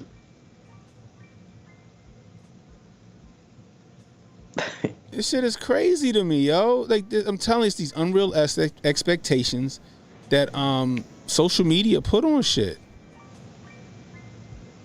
Hey Siri, respect my boundaries. Oh shit. What the fuck? Oh God, God damn it. Mine's turned on. It started telling you the weather. He said respect my boundaries. He also said that he don't got a whole lot of expectation. He just wanted some simple shit. I mean, isn't there some kind of compromise or something? No, there's no compromise. You lost that compromise when you try to put him on blast, and he being nice about it. He being respectful.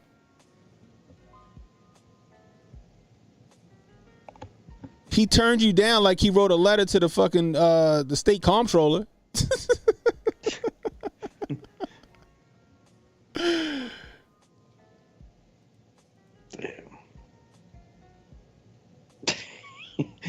Mom said you needed that ejectocito cuz from Fast and the Furious. They gonna push the button and she gonna fly now. That would be hilarious. The compromise is outside my car. Yeah. Now ladies, can you believe this? Look at it. Y'all. And he apologized to her people.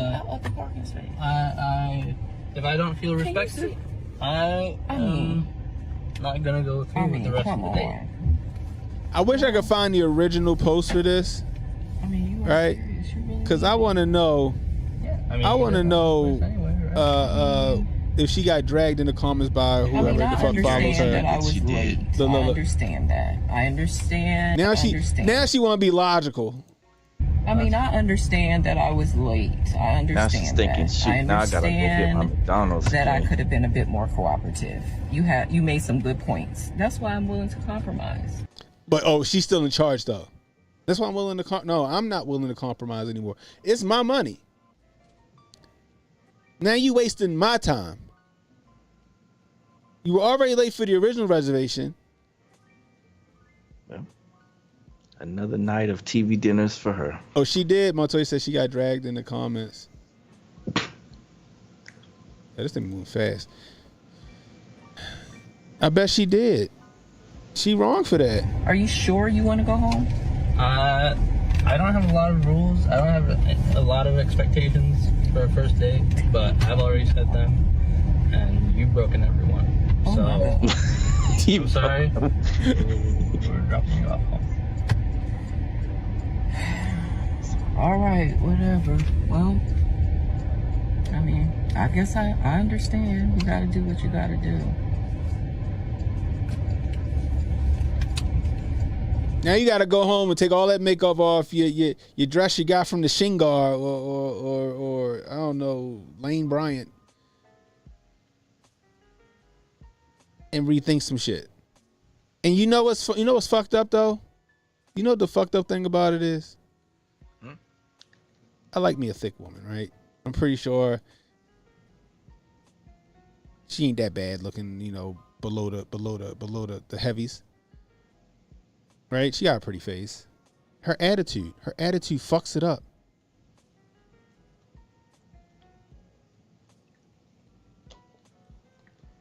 She would have to pop open the topper when you. Oh yeah, the top ramen noodles. I was thinking she's gonna go make her. Because the second she started thinking it through her head, like, I think he's really serious. He's really gonna take me home. Now when I get home, what am I going to eat? And I was hungry too. Guess I'm gonna have to get into some top ramen. I'm gonna have to get that microwave dinner I didn't want to mess with out. I bet Cheesecake Factory had chicken chipotle pasta. I bet the fucking this sound real good. That right miso salmon sounded real good. Mm-hmm. I'm just saying. It was their first. This is the crazy thing about the first date stuff, though. That her expectation of the first date was that I guess she was gonna be at that real fancy restaurant, but that she was too late and they had to cancel the reservation. Would you know how that is? Like when you get one of those things and then you're like, oh, well, you're a little bit too late. We had to give it to someone else.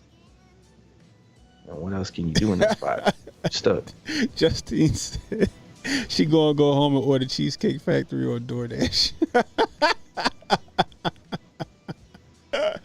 Saul said she could have had a nice meal. Now she got to eat Dollar General Salisbury steak. She got the Murray Steak'em sitting in there. Is there a Murray Steakhouse still around? I used to love Murray Steakhouse. They used to have these chicken patties. Yo, them shits was jamming. Anyway, but her attitude is shit. This is how you are. I'm gonna tell y'all a story. Go overdraft on her account. She putting DoorDash on Klarna. But the sad part is she probably went home thinking that she was 100% in the right.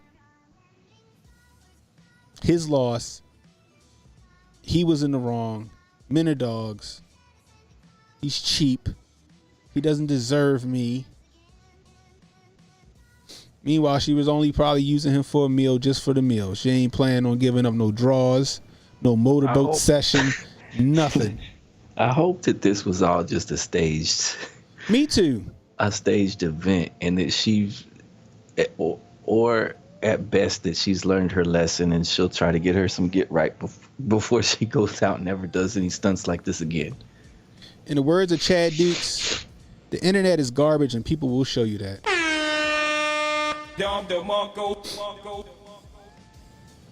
That's the crazy part, man.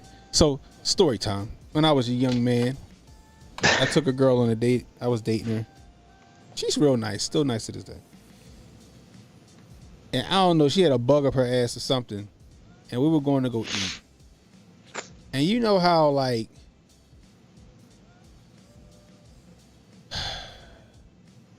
you know how you ask somebody what you want to go eat?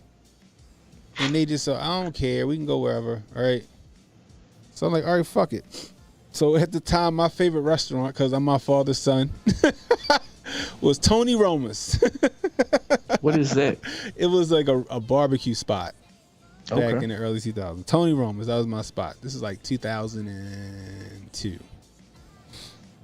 We get there and we eating or whatever, and she got this fucking sour look on her face. And I'm like, what the fuck is wrong with her?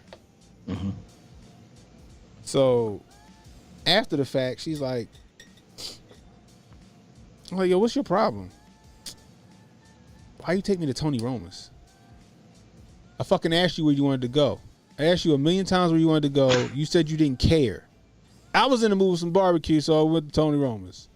You could have said wherever the fuck you wanted to go, and we would have went there, but you didn't say anything. So what you want me to do? I can't read your mind. Right? So we supposed to went to a movie or whatever, I believe. And then I get this whole spiel like, I'm a queen and I deserve to be treated as such and da-da-da-da-da-da-da-da. I turned my car around, took her dumb ass home, and I said, have a good night. And I kept it moving. I was like 19, I think. And she called me later and apologized and all that other stuff, and everything was right with the world. But I'm like, yo, where do you get off? I gave you the opportunity to say where you wanted to go. I can just fucking take you to Tony Roma's. And what the fuck is wrong with barbecue? What's wrong with barbecue? Anybody remember Tony Roma's? Y'all be having, everyone else has different stuff from what I'm used to around. Heather said, nothing wrong with Tony Roma's. Goddamn right. I wish it was still around. But then with Tony Roma's, yeah, because what happened was that Famous Dave's had opened like a mile down the street and fucking put Tony Roma's out of the fucking business. What's a place called Famous Dave's? Yeah. There's still a few around here. And then Mission Barbecue opened up and then put fucking Famous Dave's out of business. Oh, man. Yo, barbecue's my jam, bro. Barbecue's my jam. I like barbecue stuff. I was getting ready to text this picture of the barbecue I was eating yesterday. The kids were loving it. But yeah, so like it's crazy. Like it's just these unreal expectations that not even just women have. Men have the same unrealistic expectations. They hear these manosphere people talking, and they start trying to be that. What's You know the what I minister mean? talking about though? Like What's most that of them stuff? guys, like you see them guys, like the Sneakos and forgot the other guy that be on there, but they talk like they big shit. Oh, you got to know all the passwords to your girl's phone and her email, and I'm like, what the fuck I need all that for? If I need all that shit, I can't trust you. That'd be. Well, I don't even know who Sneeko is. I Yeah. think was it the one? Is it the one gamer character? I don't know It's what a he black is. guy, right? I guess he's black. Oh, I don't know. I don't know. I could be I don't know. mistaken. He's supposed to be cool with like the Tate brothers and shit. But Is they that do right? that, and you know, you need abs and I'm like, no, because y'all character is shit. You can have abs and money, but if your character is shitty, like what like who wants that? Who wants that? I don't know, but main thing, like I would tell some of these guys that are trying to find them a woman or whatever, is just like work on yourself first. Yeah, first you got Work on the first thing I work on tell you. people. First thing I tell people is like, be okay with being alone. That way you're not so Being alone. desperate. Oh well, what that is? What's that? Confidence. You need to work on your confidence. Main key. Most of those, Main goal is work on your confidence. You can get that by investing in yourself, putting together your own hobbies, business, and hitting that gym. That's key though. And then, keep pushing that way and they'll flock to you. When I was at Obamacare, when I was working at Obamacare, there were a lot of fights up there at that office over one J Pylon. oh shit. Find out Jay up there got women fighting over him. There was a lot of.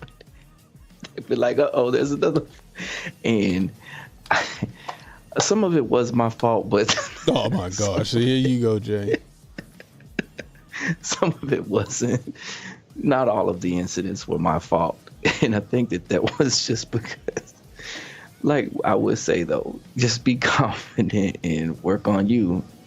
And then, because we had there was 700 people up there at the Obamacare, right? Uh-huh. And there were a lot of dudes up there, but a lot of the dudes always wanted to act all desperate with all the girls. What they would see them and be like, oh, ooh, shorty, oh, come here, say, girl, say, girl, come on, no, I gotta holler at you. Come here. Holla, holla. Hey, and holla. they be gone. Then they be gone. Then 5 minutes later, there'd be 10 little shorties over there by my desk, They'd be looking mad. They'd be like, why? Because when you asking all, you're acting, and I have my wife Michelle, so she saw what was going on up there too. But I was like, nah, because you guys are acting, desperate and awkward, and you're not acting confident when you're doing that. You can't just be coming at them all crazy. And you told a similar experience when you were working at the casino. The casino, yeah. The guys saying, and you see that all the time though with a lot of guys are like, man, I just don't know how I'm gonna get me a girl, man, because and so that's why you have the manosphere blowing up, but with terrible advice that they're giving, rather than just telling guys the simple thing that, nah, you work on yourself, your confidence, your manners, your talk to someone the way you would talk to your sister, Yeah. Approach them. You can't constantly be catcalling or one-lining every 5 seconds and think that that's gonna do it for everyone. Yeah, like you gotta have personality. You know what I mean? Like that's what you gotta have. You gotta have personality. Like I remember in high school, right? My cousin, fucking hilarious, right? One of the funniest guys I know. He used to make fun of me, right? If I was in shape, I had abs and shit and all strong and all that shit. I had no sense of humor and no personality. I was like, you thought I had Asperger's or some shit like that. Nothing wrong with people with Asperger's. I'm just saying. I just had no I had no sense of humor. I was monotone. I'm still monotone. I've been working on it. But my cousin would be like, yo, just imagine if you had some fucking humor to you. Like you already got abs and shit, and like imagine you had some humor. He said you'd be a 10 out of 10 for girls. He's like, me, I'm fat. I gotta be funny. Just to have a 50-50 shot. He's like, so imagine, he's like, yo, you gotta lighten up. Like I remember he used to tell girls just to embarrass me and give himself some leverage. He'd go, yeah, my cousin, he got a cotton allergy. He can't keep a shirt on for more than 10 minutes. Some shit like that. But he was right though, right? You gotta have a personality. You gotta have some kind of humor to you. You know what I mean? You can't be dry all the time and shit like that. And that's what I was trying to tell guys. Like, yo, stop. First off, stop hounding them. You know what I mean? Stop. Hey, girl, How you doing? How you doing? How you doing? You know, break the ice with something funny. You know what I mean? And that's how this shit work. And just be yourself. Stop trying to be all this other shit. Simple as that. Works every fucking time. And if it don't, then that person wasn't meant to deal with that person. You know what I mean? Like my wife know I ain't going outside and washing no fucking cars. I'll take it to the car wash. I ain't washing shit. We got the pressure washer. We got the nice little, was it on sale over there at the Lowe's or whatever? Mm-hmm. And I went out there to use it, or once she had took the nozzle and she was trying to do something with the laundry thing. So she shot the nozzle off of it. Oh shit. So it no longer has that little piece. It's down the drain somewhere. Oh damn. So I can't use it now because I turned it on. It was like, boom. I was like, oh shoot, where's the nozzle to it? I could to the Harbor Freight. Busted the windows out of here. Harbor Freight and get new nozzles. Can you? Yeah. Yeah, she tried to stick it back on there and messed it up somehow. Yeah, you can get them from Harbor Freight. I got a Harbor Freight pressure washer. Well, how much did they run? It was like $160. That's not bad. We got a really nice one when Lowe's was having a special. I think we paid either $100 or $150 for it, something like that. I used it. I never used it. It's just you never used the pressure washer. Never used it. What we bought it for was to keep the dirt down in the boatyard, like in the summertime, so the dust wasn't flying all over the place. Never fucking used it. It's just I put it together. I think I ran some water through it to prime it, and then that shit just never got used. You know what I mean? But look at this one right here. This one kind of irked me too.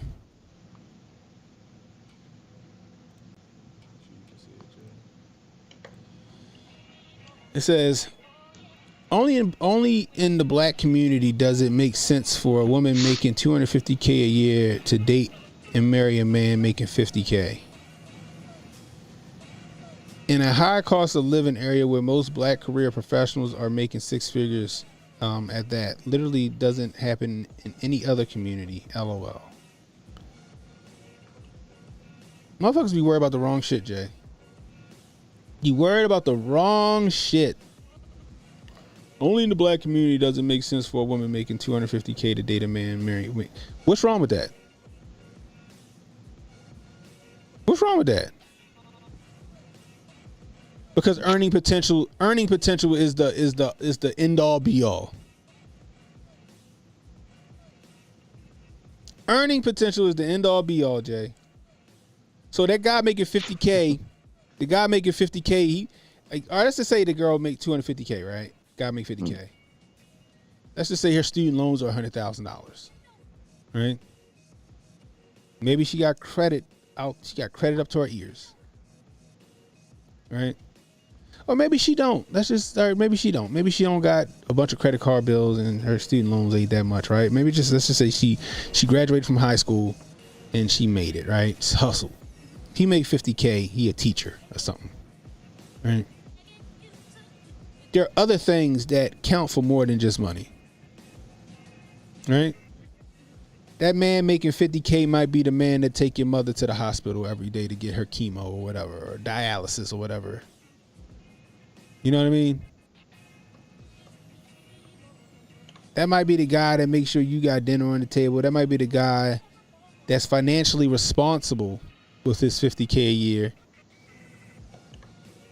and does just, trips and all this other stuff for you. Character counts for a lot. I think character accounts for more than money.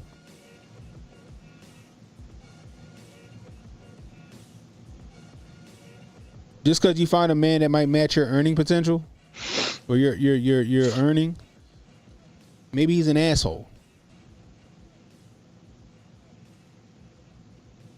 Maybe he's that guy that don't want to have a joint bank account. Maybe that guy with that earning potential don't tell you he love you, or he don't smack you on the ass, or he don't tell you your hair look nice. Maybe that guy with that matching your salary just look at your marriage or your relationship as a business.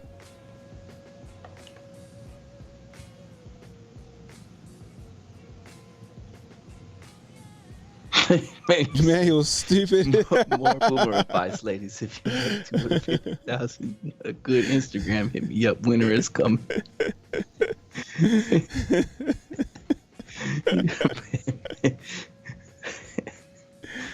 Oh my gosh. Maybe the guy with the 50K slang it right. You know, but it's a lot more that account for that. The woman make it 250, huh?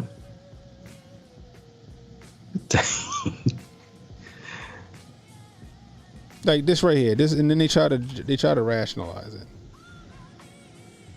Everything is about relativity and who you surround yourself with. If a man / woman is surrounded by high income earners, they will date / marry high income earners. Simple math.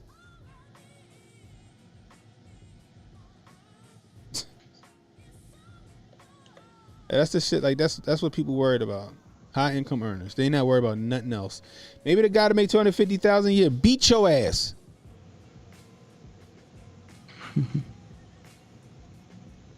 He have a few mint juleps and he give you 5 across the face. It's more than just how much you make.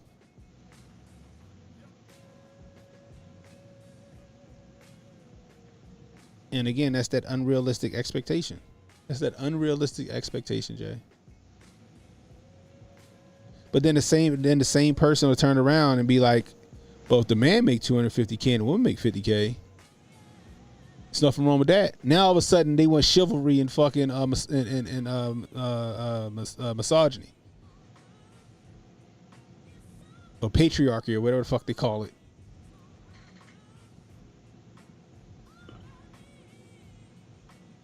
You know what I mean? It's that unrealistic expectation that social media and all that other shit put on relationships. It's the first chapter of that book, The Celestine Prophecy, is what we see right now with this shit. But the lady in the car refusing to go to the Cheesecake Factory, with this person talking about earning potential, and you got to date within your earning potential. Yeah, I hope that was a skit, because she looked like she was sad about her food choices when she gets back home. Right. She got to go back home to her 3 kids. They hungry. She got to go pick her kids up from her mother. She got to pick her kids up from her mother. What happened? I thought she was on a date. And then she got to make up a whole story because she don't want to be embarrassed. That starts with, see what had happened was. Right. Mama, you never believe this. He came up there with some bad breath, stinking and stuff. Uh-huh. He tried to take me to McDonald's and say I could get extra cheese. And I said, no, just take me back home. Right. He pulled up in the Geo Metro. Right, because I got standards. And then one of her mother friends that's fucking tech savvy, you know, because them old heads be on fucking TikTok. Old heads be on TikTok like crazy. They won't go on fucking Twitter or fucking Instagram, but they be on TikTok, goddammit. Like, Shanice, get back in here. Is this you? Yeah. What are you doing? Bernice. You should have let him take you to that Cheesecake Factory. Ain't this your girl? Look at this. Look how she was acting a whole ass. That nice little Indian boy was taking her to the Cheesecake Factory and she had to be indignant. Old heads love that word indignant. That's the phrase that pays. That's a fucking SAT word for the old heads, indignant. Oh my goodness gracious. Right. You are right. That's crazy though. What would happen? And then you take it to a high-end restaurant and she asks for chicken tenders. Might as well took her to fucking Raising Cane's. We going to the back porch, baby. Go put some jeans on. Go put your bonnet back on. Put some jeans on. We going to the back porch. Oh my gosh. That dude said, look, I ain't got a whole lot of standards. I don't got a whole lot of rules or things I look for, but you broke all them bitches. I'm willing to compromise. Like, no, bitch. Ain't no compromising. Ain't no compromising. I'd embarrass you. It was heck of it was the putting on blast was heck of disrespectful, Very disrespectful. And out of pocket, Very unnecessary, and all that. Very, like, why put them on? Because the age of social media, she thought she was gonna get a whole lot of yes queens and all this other shit. Know your worth, queen. Montoya said she got dragged in them fucking comments. Yeah, you want to have a real conversation with someone, put your phone away. Especially on your first date. You need to find out. I had a weird first date a long time ago. I got picked up. This was back in the college days. I got picked up and she picked me up. She came to pick me up, and I thought we were heading to the restaurant or wherever, right? So I was sitting there like, and we started heading out on the highway. And when she picked me up, she didn't say anything. I was like, hey, how's it going and stuff like that. And she was like, fine, like she was mad or something, right? And next thing I know, we're out there on the highway. This is a first date with her. And I'm like, where the heck are we going? So I started looking at her like, if you some kind of a serial killer, I'm about to put these hands on Jay you. was about to have his toes cut off in the fucking woods. I'm not going down without a fight. I started grabbing my keys and bunching them up in my hand. I was like, well, this girl trying to get me. Boy, That is fucking hilarious. Be fighting for my life. But she took us all the way out for like 30, 40 minutes, all the way down the highway, then all the way back up. So, and she didn't say anything the whole time. Like, I was like, so how's your day been? You doing all right? You want to listen to some music? You know, we about to go see. Are we heading to this restaurant? And then she was like, I don't know. And still kept looking mad. And I was like, oh Lord, I got a crazy one here. How that night end though, Jay? You ain't I said, take me back home, please. About to say you ain't had to run for your life down the street. Now when we got back to the thing or whatever, then she was like, she said, I knew you were going to say that or something like that. I was just like, okay. I think she was a little bipolar or whatever. But after that, I didn't want to find out anything else. And I was like, hey, you take care. All right, then. I was like, heck no. So check this out, right? Your boy Ben Shapiro. Y'all boy Ben Shapiro is trying to fucking bite. He's trying to create a show called Chip Chiller. He tried to do a show, and it looked like it's biting completely off of Bluey. He tried to make an American Bluey knockoff. Look at this shit. Being slammed this morning, critics saying it looks a little bit too similar to a beloved Aussie kids show. Andrea, good morning. This is a national disgrace. Oh, Brookie, it sure is. We know that Bluey, bred right here in Brizzy, has won over preschools and families around the world, and now it appears someone else wants a slice of the action. So American conservative commentator Ben Shapiro, he is behind a new US kids cartoon called Chip Chiller. It follows a family of canines, this time in suburban United States. But the cartoon style, the colours, even the music is very similar to our very own Bluey. Take a look. Okay, breakfast time. Then, chiller time!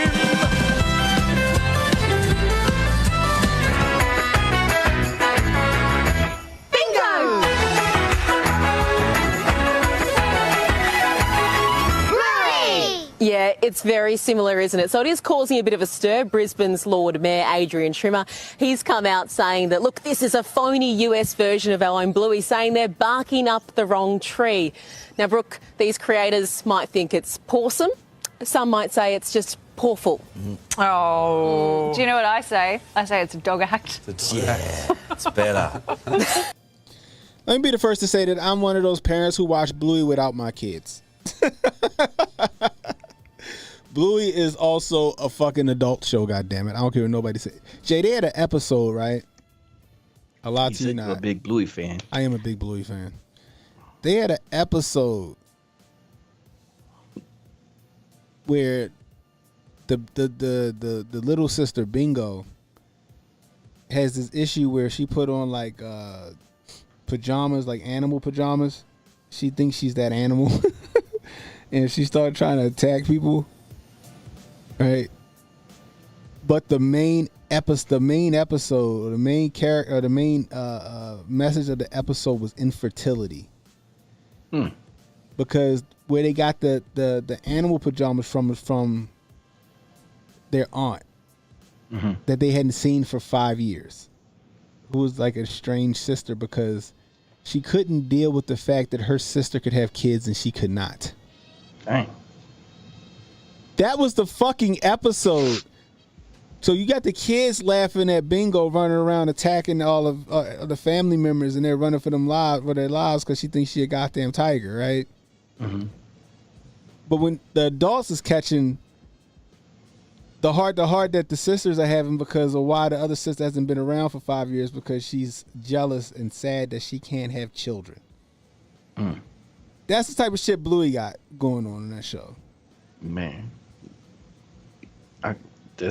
that sounds like an enjoyable episode of a Hallmark movie that I watched recently. Jay up here watching Holiday Heart and shit. I was just watching DuckTales. Moments can be really touching, so I think that it just resonates. Yo, I was just watching DuckTales, and that is funny. But that's funny. And then they had another episode where like what was it? What was the one episode? Oh, the one episode is like the mother she's chasing her father, right, in Bluey through like the fucking bush or whatever, and she's trying to catch up with him. Yeah. And she's worried about her dad like having a fucking heart attack doing this. But him and Bluey are running through there playing hide and seek from the mom, but the underlying issue is that she's afraid to lose her other parent. Mm-hmm. I'm like, what the fuck? I was like, who made this show? This show is fucking genius. So the kids won't catch those messages, right? The kids won't catch those messages. Sorry guys, my fucking camera is everywhere. I gotta get a better camera stand. There we go. So the kids won't catch those messages, but the parents do. I think that's why parents love the show Bluey. You gotta watch a couple episodes, Jay. Okay. No, I don't want to watch it. They only like little 7-minute episodes. They 7-minute episodes. The babies put it on every now and then. I can't stand that show. Jabari said propaganda ass Captain Planet. Better than most cartoons now. Did you mess with the Captain Planet? I feel like I did. I watched it. It used to come on like early though. It'd be like 7 a.m. or some shit. Captain Planet came on. No, like 6:30, and then like the regular like morning cartoons will come on. You know, my son just turned 2 years old, and for some reason he's like an old soul, and I don't even understand how or why. But he has like, so he went over and grabbed one of his toys, and oh shoot, I hit the little button the wrong way. I was gonna try to demonstrate what he has, but he had like a little toy, something similar like it's all red, and he picked it up and he put it to his ear like this, and he starts dialing like a rotary phone. Oh wow! And I'm like, where the heck could he have seen that? Then he goes looking for his toys, and you know he's got like his brother's got like Spider-Man and Batman and stuff like that. And instead of calling them out by names, I said, "What are you looking for?" And he said, "My superheroes." I was like, "Where did you hear this from? My superheroes?" He didn't call Batman or Spider-Man or any of that, or Superman. He said, "My superheroes." So I was like, dang, this little guy, I don't know where he gets some of this stuff from, but he always surprises me. Jay's son remember his past life. I worked at KB Toy Store, Dad. Oh my gosh, what's this one right here? Oh, this one's fucking. This one's fucking. It's old, but it's the mental gymnastics in this fucking thing is crazy. Watch this. Gender boys who might not have their own money to go buy tampons. If they're provided free in the bathroom, it's a huge plus. Men do not menstruate. Only women menstruate. Now, you can call yourself Cis men whatever you don't want. menstruate, but trans men do menstruate. No, Same they as don't. non-binary people. Only women. Menstruating is not exclusive Yes, to it cis is. women. No, it's not. Yes, it is. So explain to me as to why my body if you menstruated at If some your point chromosomes are XX and you're young, you menstruate. If you're XY, you don't. Correct, but what about trans men and non-binary? They're We're not excluding men. a whole group of They're people women that dressed menstruate. as men. You are not a man. You can pretend to be a man, and that's okay. That's perfectly fine. Live your life and tell me what a man is. Well, what's a man to you? You define a man for me. You have chromosomes that are X and Y. That's what a man is. So why are we just looking at the science? Tonight will be the night. Let me stop. What happened? Oh my gosh, yo. Transgender boys who might not have their own money to go buy tampons. If they're provided fast free in the forward on bathroom, fucking it's a huge Instagram? plus.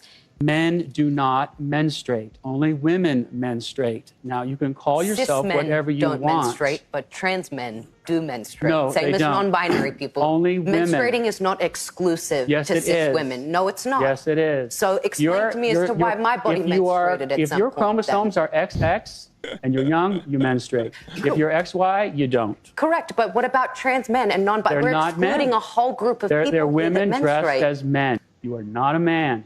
You can pretend to be a man, and that's okay. That's perfectly fine. Live your life and tell me what a man is.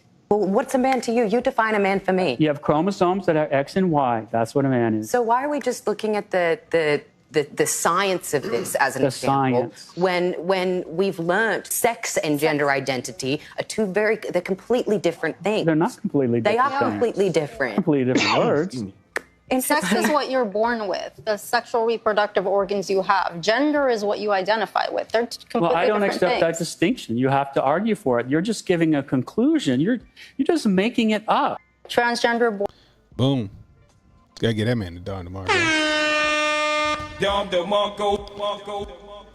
Jabari with the $2 super chat. Take away Emmanuel's wrench for bringing up Pokemon. You talk about fucking Moonfall. You up there watching Yu-Gi-Oh, Pokemon and shit. I don't know. I could never get into Pokemon. I couldn't get into Pokemon. I couldn't get into Bakugan. I couldn't get into fucking none of that shit. Yu-Gi-Oh, I couldn't do none of that. I think was it you, Emmanuel, that was telling me about Digimon the other day? Digimon. Couldn't do that. My brother did. My brother liked Digimon. It must have been Emmanuel. Yeah. Right. Beyblades. I couldn't do none of that shit, bro. It just wasn't for me. Anyway. But you like Dragon Ball Z, didn't you?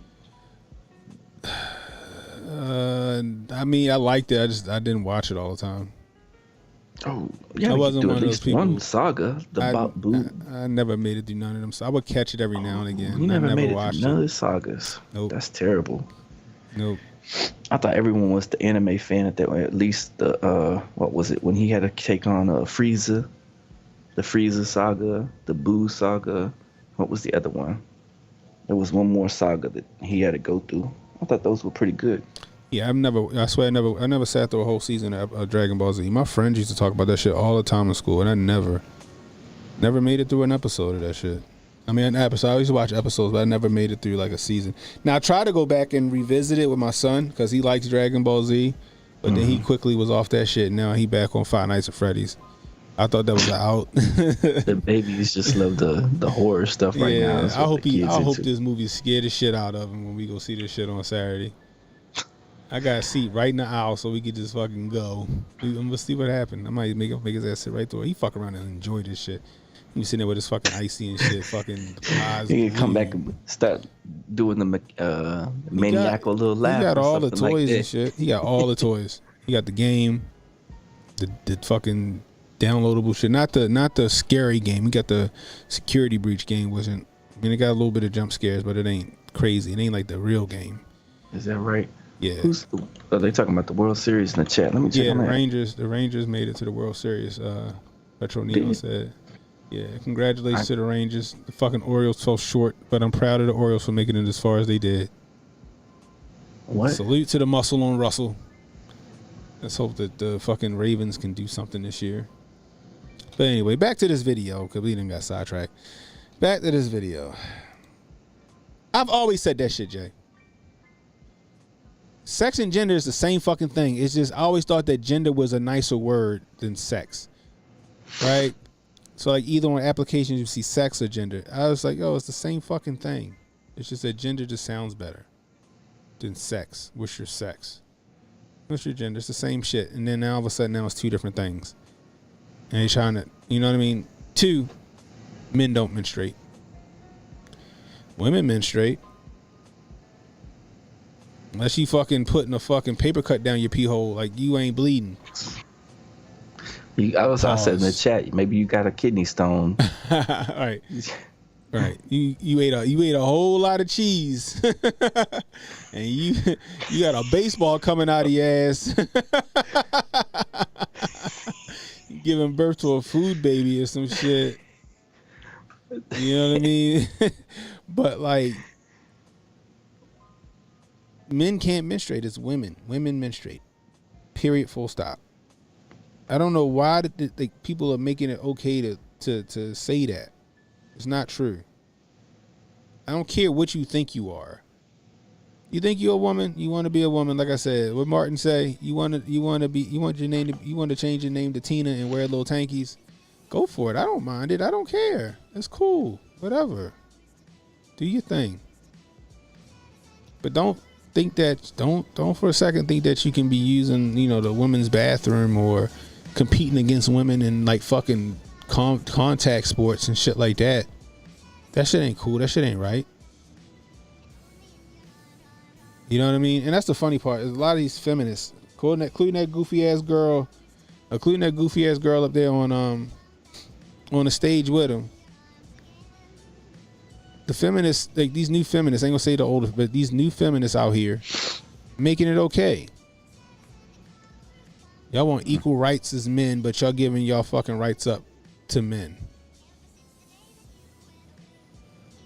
We want to be treated fairly, but you letting men fucking dominate your daughters in fucking track and field and fucking combat sports and shit like that. But you want to be treated fairly.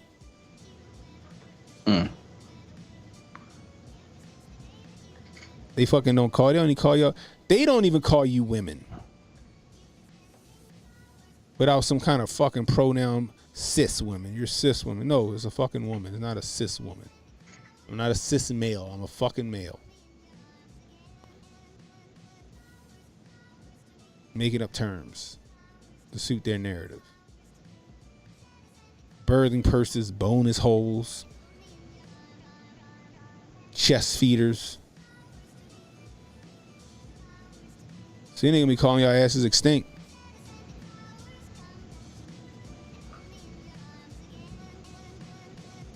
Jabari said the ultimate patriarchy is letting men run everything under the guise of being real women. Exactly.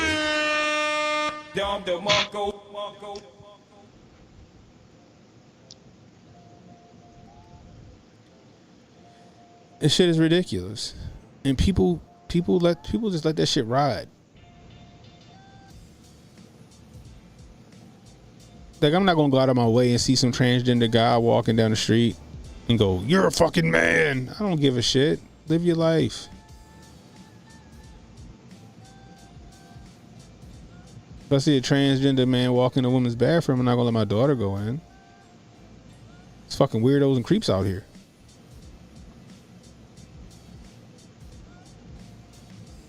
Retro Neo says, "Shout out to the patriarchy."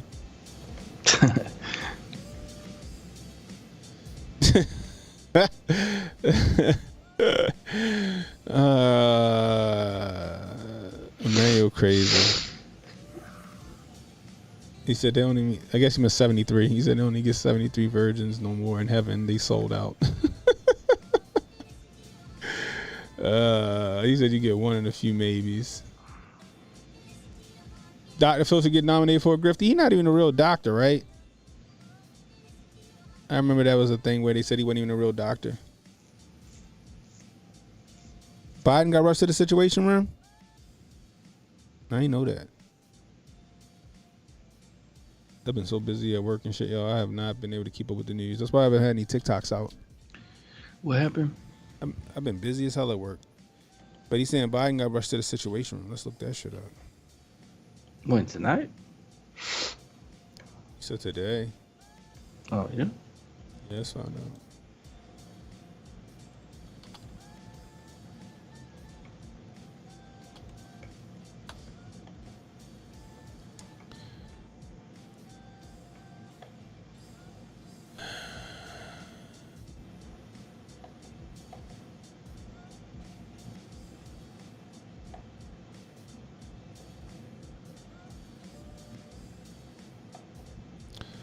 Biden abruptly ends Middle East remarks to go to the Situation Room.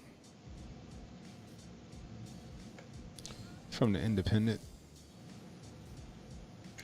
President Joe Biden abruptly ended a White House press conference by telling reporters he was heading to the Situation Room for another issue I have to deal with.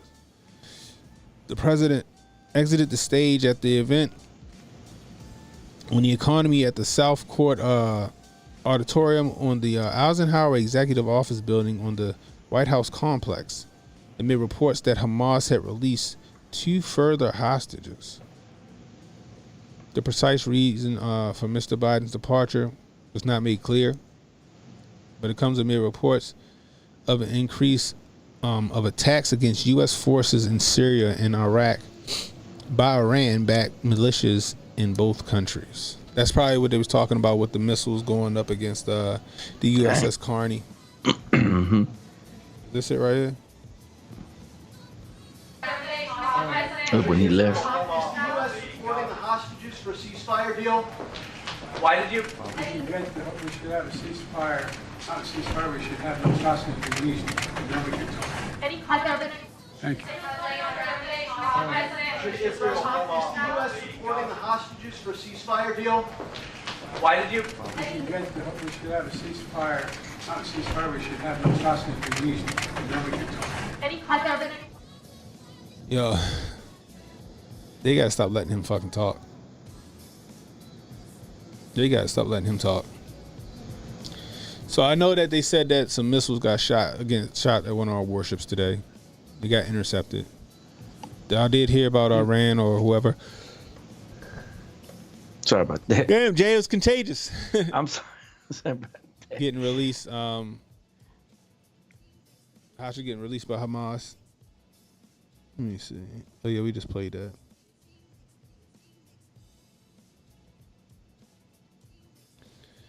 Let me see.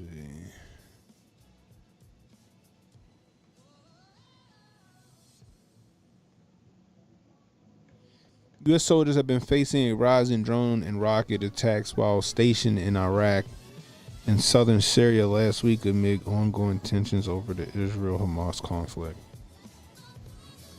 Monday morning, American forces at the Syria came under attack for a second time by 2 one-way drones. No injuries reported. One-way drones, so I guess they were the kamikaze drones? Motherfuckers just blowing them up once they get there? I don't know how that even works.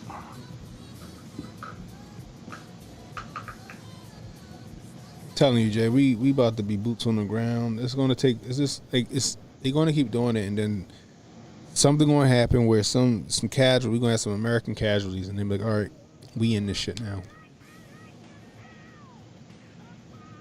It's gonna get interesting. Like I said, it's gonna get interesting.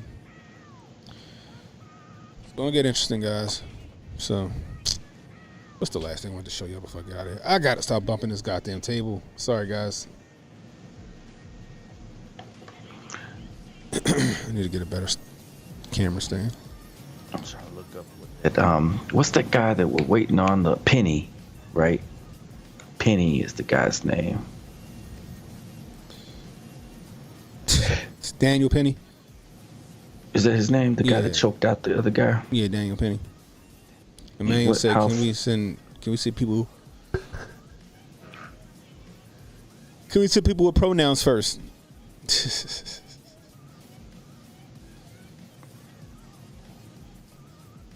Yeah, they might like rage out because they didn't say ma'am. Kill a whole goddamn platoon.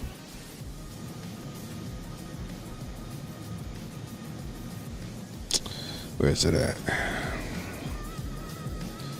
I can't believe this nigga trying to do a Bluey episode. Here it go. Top 5.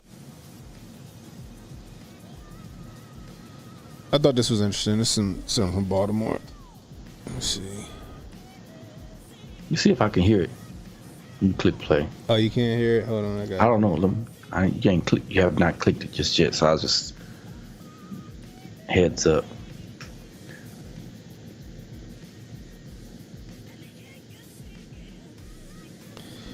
All right. 5 Baltimore legends. If you know, you know. Number 5, the Quarter Man. Now I ain't got no picture of him, but y'all know what I'm talking about. He hung out at every chicken box spot, every subway station, asking for a quarter. Number 4, my boy, Officer Friendly. He came by the schools, showed us love, polite black police officer, man. So Officer Friendly, right? You ever had an Officer Friendly in your town? Nah. So Officer Friendly was a part of the DARE program here in Baltimore, right? Back in the early 90s, late 80s. When I was in elementary school, it was like 3 Officer Friendlies. It was a black dude and it was 2 black women. All right, I think my last year at elementary school was like a black woman. All right. They would come and they would do the don't do drugs thing. A Scruff McGruff would be with them. You know what Scruff McGruff is? Yeah. The crime dog would be there. Somebody in some costume with Scruff McGruff. And yeah, they later said that McGruff, the crime dog, was actually out slinging crack to everybody. Scruff McGruff, Sakala, Illinois, 60652. I still remember that shit. Let me see if they were arrested, right? They were arrested for John R. Morales, who played McGruff, the crime dog, was pleading guilty to weapons and drug-related charges. They're in jail for 16 years, felonies for claiming they were taking a bite out of crime, but they were actually distributing drugs. They was taking a cut. Taking a cut. Man, you gonna say Officer Friendly sound like he does bachelorette parties on the side. Brad's gonna say Dare got me on drugs. Great job, you guys. I learned it from you, okay? I learned it from you. Oh, shit. Told us not to do drugs, gave us snacks. We love you, man. Number 3, the frozen cup lady or the candy lady. She was like your other mother. Okay, she can yell at you, she can jack you up. If she seen you acting up, she'll, hey, get your ass off the line and show respect before you get your frozen cup. You be like, so for broke kids in the hood, right? You had snowballs, right? Or shaved ice or whatever. I don't know what y'all call it. We call them snowballs. You know, it's when they fucking put the snow, like the shaved ice in the cup, and then they put the syrup on it. Fucking snowball. But for the kids in the hood that didn't have snowballs, we had frozen cups. So basically all a frozen cup was is they would take the syrup that would go in the snowball, mix a little bit of water in it, and then put them in like styrofoam cups and then freeze them. And then sell them for like 25 cents, 50 cents, $1. Used to fuck some snowballs up back in the day. So like, I think I used to always get the sky blue joint. It'd be some dumbass color. So yeah, egg custard, sky blue, red. It'd just be red. It wasn't fruit punch, just call it red. And like orange. And I used to try to get the $1 one as much as I could. It'd be big as shit. It'd be a big jumbo styrofoam cup with this fucking syrup in there. Little did we know that this shit was fucking nothing but just sugar and corn syrup. It was so fucking refreshing and delicious though in the summertime to get a fucking frozen cup. Oh man, it was fantastic. Fantastic. Fuego said he want purple flavor. Oh, it was great. It was great. Protocol said it's a thrill, not a frozen cup. That's what y'all called it, a thrill? Yeah, diabetes in a bowl. That's exactly what it was. If we wasn't kids running that shit off, bro, it would have been bad. I mean, it's just straight sugar. hey, I'm sorry, Miss Frozen Cup Lady. I love you.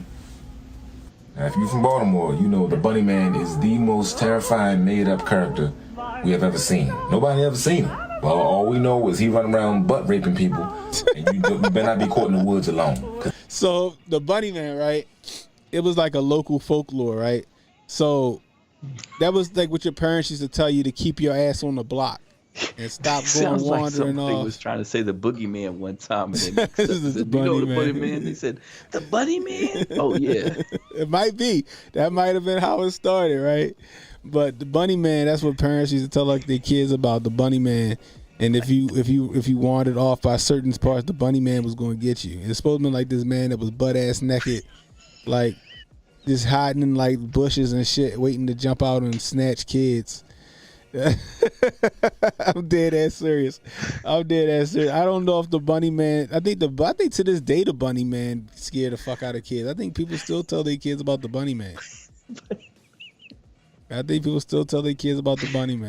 Is he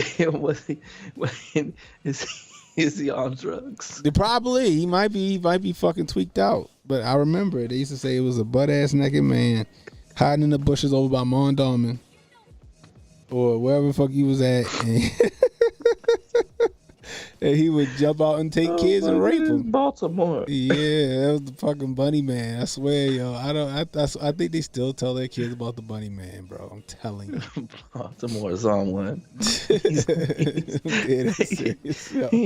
He got clothes or a cake or anything. Nobody ever seen the Bunny Man. He had some friends. He had some kids like, I seen the Bunny Man. He was over. Like, shut up. You ain't seen no fucking Bunny Man, yo. Oh my gosh, that shit is crazy, man. That's how I imagine I ain't looked. I don't know about y'all. Number one, the running man. This is the most in shape brother I know. He been running for like 30 years. That's funny, right? Because this is this right here, this building right here. This building right here, I used to get my hair cut at this building. The minute I seen it, I knew exactly where the fuck this was. I used to get my hair cut here. Remember, you saw Meteor Man? Yes. Remember they had the big fruits remember he grew the big fruits with the fucking superpowers? This was the building that it was like behind this building was a little garden area. That's where they did that at. Cool. This is Curry Street and this is Fayette Street going that way. But this guy, the Bunny Man, Jesus, the Running Man, I don't know if he's still alive or not. I haven't seen him in I haven't seen him in a minute. But you would always see him running. I don't know if he was homeless or none of that shit. They speculate and say that that's where they got the idea for Forrest Gump when he was just running was from the Running Man. He ran everywhere. He was in fucking ridiculous ass shape and he just ran. That's all he did was run. Every time you seen him, he was fucking running. And that man was some little asshole little young boys. They beat him up. They mugged him. And then like the community came together for him though, raised money to help him with his medical bills and everything. Like They caught him somehow. Was he super fast or he was just running? No, he just jogged. He ain't like sprint. He just jogged. He just jogged, and he every time you seen him, he was jogging. He was. I never seen him walking. I always seen him jogging. Always seen him jogging. Appreciate you for the $5 Rumble Rant. For making me laugh my ass off. Oh man. What'd you say, Emmanuel? Oh. In Philly, we had this one church where they would tell us not to go to the bathroom alone because a homeless guy could be down there. Jesus. Needless to say, I asked my grandmother what was going to be different with two 5-year-olds instead of one. Never went back to that church. I bet you didn't. I wouldn't.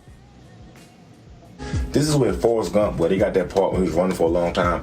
They got that from him. That's where they stole that from, okay? Nice, sweet, kind guy. I caught him walking one time in my life. Oh, shit. I went to get my phone to record it, and he ran. I was like, dang. Honorable mention, the butt naked man. It was this dude. I don't know if y'all know. A lot of y'all know him. He used to get on the train, and he'd be like, hey, man, you like girls? And he'd be like, yeah. And then he just come sit beside you. He had a duffel bag of photo albums of mad butt naked pictures, bro. Yo, he not lying. Yo, he not lying. My homeboys used to tell me about this shit. Like, yo, the butt naked man was on the train, yo.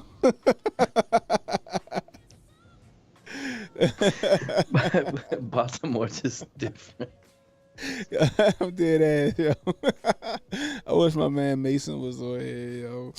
Oh man, some of the shit that we fucking went through and seen, bro. I'm telling you. Oh my god. Emmanuel said, "Butt naked man, Marvel needs new writers." Oh shit. He probably in jail now, but top 5 Baltimore legends. If you know. Oh shit, bro. I'm telling you, that shit was fucking. That was the days, Jay. Those was the days. Oh my gosh. There's some weird shit that happened in this city. I'm telling you, yo. There's some weird shit that go on in this city, bro. I promise you. All your boogie people is just naked.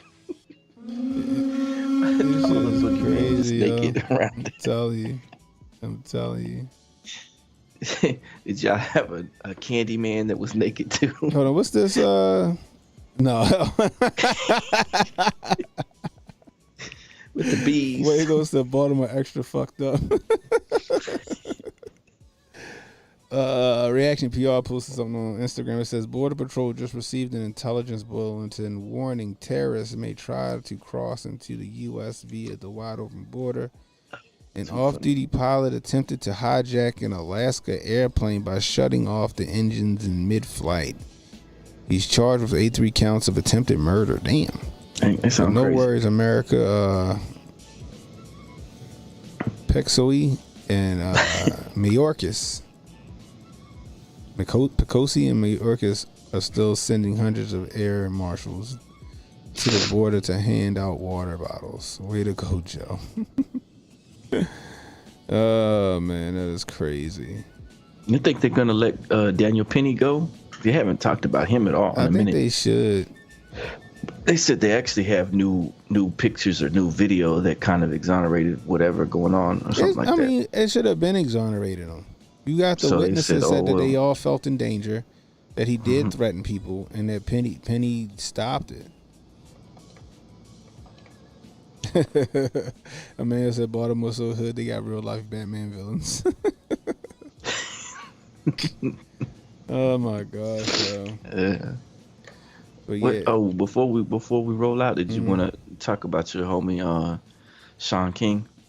Yeah, let's talk about Sean King. So what the fuck happened with that? He was like, HJ was covering this earlier, right? Sean King, he usually takes credit for like any of the stuff that goes on just by posting it on his social media. So if he says that he brought attention to something, then he was, actively involved in it. Okay. So Sean King was saying that the family of the hostages, the Rainans, I don't know how to pronounce that, the Ronans or whatever. He said that he secured their release from Hamas, that he helped do it because he put on Twitter that he was frantically working behind the scenes to make sure that they were freed. And they said, "Nah, you're a liar, Sean King." It was Emmanuel that texted me about it first. Oh, I did hear about that. And the girl family came out and said bullshit. Mm-hmm. Yeah, I did hear that. Yo, he always trying to take credit. He trying to stay relevant. Trying to get some more of that Black Lives Matter money. He trying to buy another $40,000 pit bull or whatever it was he bought. Yeah. I can't believe people still falling for his bullshit. Man. He need to be outed more. There's so many people. That's ridiculous. You see this shit right here? What? Joe Biden moves to ban menthol cigarettes while pushing safe crack pipes marijuana reform. Mm-hmm. I did a video on this a couple years ago about him trying to ban menthol cigarettes. Yeah, we went over it. I don't know. Is it going through? Do I have to ban the menthols? I hope it don't. That's stupid. Because why would you ban menthol? Like, menthol ain't what fucking hurts you. It's everything else. Right? Menthol is just a flavor. Give you that cooling sensation. You know what I mean? It ain't the arsenic is what try to fucking kill you. But you can't tell. That's what they do. Let's do it. Put a Band-Aid on it. Put a fucking Band-Aid on it. Let's ban the flavor. Let's ban the flavor. Oh my goodness gracious. I can't, y'all, I swear. Here we go. They coming after Newports now? This is the video I did. This was like 2 years ago, I think. They coming after Newports now? What's next? E&J and Hennessy?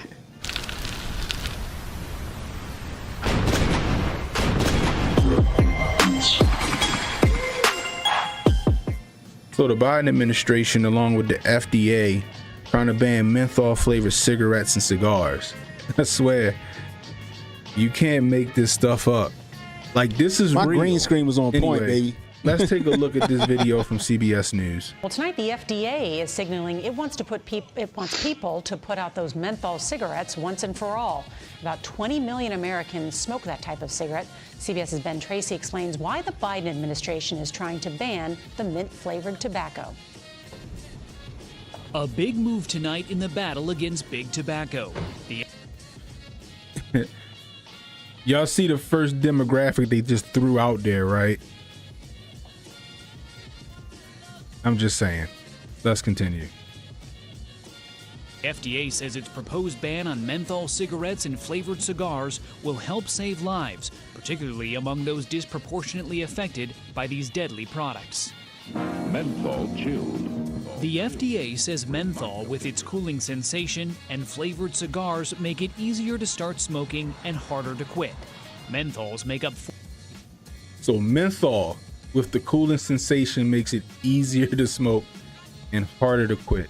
Last I checked, is all that BS you put in the cigarettes, the carcinogens and the arsenic and all that other stuff. The nicotine is what puts the pep in your step, not the flavor. Let's continue. 40% of the cigarette market. They are the choice of 85% of black smokers compared to just 30% of whites. For decades, tobacco companies targeted menthols to black communities. This is a marketing strategy of the tobacco industry. Philip Gardner has been trying to get menthols banned since 2008, but big tobacco always won. You have a product that is worth $70 billion a year. And so what if it disproportionately kills black folks? They're dispensable. In a statement, the parent company of Philip Morris. So menthol cigarettes is killing black folks and disproportionately affecting black folks. You know what else is disproportionately affecting black people? Crack, heroin. But last I checked, y'all just legalized it in Oregon. But I digress. Let's continue. Morris says science and evidence does not support such a ban. Her lungs had collapsed. 6 foot of the poet lost her mom to smoking menthols. She takes on tobacco executives in this. She lost her mother to smoking cigarettes, not menthols. Menthol was just a flavored cigarette. Spoken word poem. How could you say that tobacco doesn't kill? If we could at least save one person or get one person to put a cigarette down, for me, that would mean the world.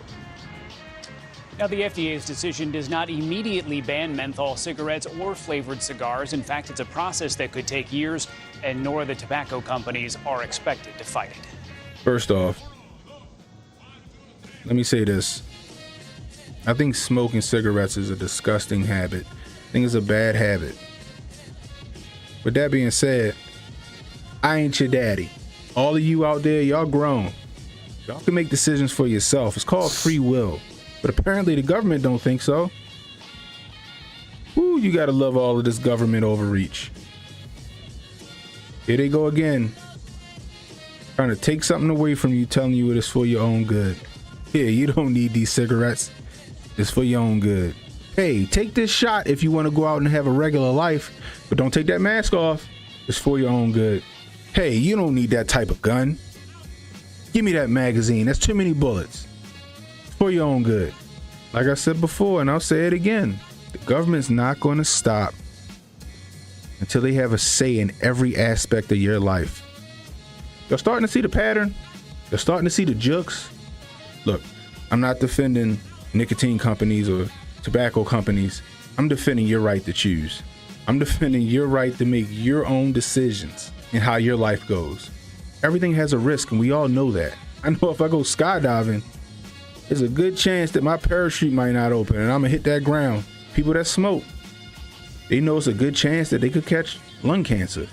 Police officers know it's a good chance that they could get shot when they go to work. They act like we don't know how to navigate this world. How far y'all gonna let them take this before y'all say enough is enough? Anyway, if you like what I got to say and you like my content, hit the like and subscribe button. Hit the notification bell. It'll let you know when I got a new video coming out. Also, follow me on Twitter and Instagram. But understand this. Your rights and your freedoms are slowly being stripped. Little by little. It's time to say enough is enough.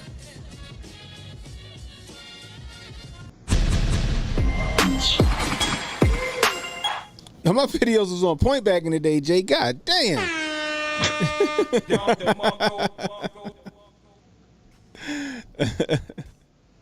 But now Nickel Slick trying to follow through with that while motherfuckers can't feed their families. He's talking about fucking processing fees at Ticketmaster and we're going to get those down. Like, fuck that, motherfucker. Get the gas prices down. I should be paying $6 for a fucking box of Captain Crunch out this bitch. You know what I mean? This shit is ridiculous, man. Anyway. So, I don't know if he was around, Jay, when I was talking about my blood sugar. What? Yeah, my blood sugar was crazy, bro. When did this happen? Man, I was going through. I was binge eating and shit, and fucking just stressed out. Work. That shit was nuts, bro. Okay. That shit was in the 4s. And that's bad. 400s. Yes, it's fucking, bruh. It was crazy. I was like, let me get my shit together. So now my shit in the hundreds, like low hundreds. I'm trending to get like under 100 and back to normal. I'm down to 285 now. Damn, congrats. Yeah. So I started training again. I might start doing jiu-jitsu again. I'm gonna follow up when they come do jiu-jitsu with him. I told him I think about it. But yeah, he want me to start doing jiu-jitsu with him again. Yeah, y'all was fucked up, bro. You know what I mean? But I'm good now. I got my shit together. Told you, keto is the fucking key. People think that shit just a fad. Nah, that shit is the fucking key. You want to heal your body. First of all, you want to heal your body, just fast for a few days. But after that fast, especially for black folks, cut the sugar and the carbohydrates out. Watch how your body respond. My dad is on keto right now. The doctor told him he had whatever going on with his system. But from the keto, or he's on keto because of what was going on in his system? So yeah, because so he went on keto and he lost like I want to say 30 pounds or something like that. That's what's up. He it was in the 200s or something like that. He said he's down to 170 now. That's what's up. And he was a smoker like all his life.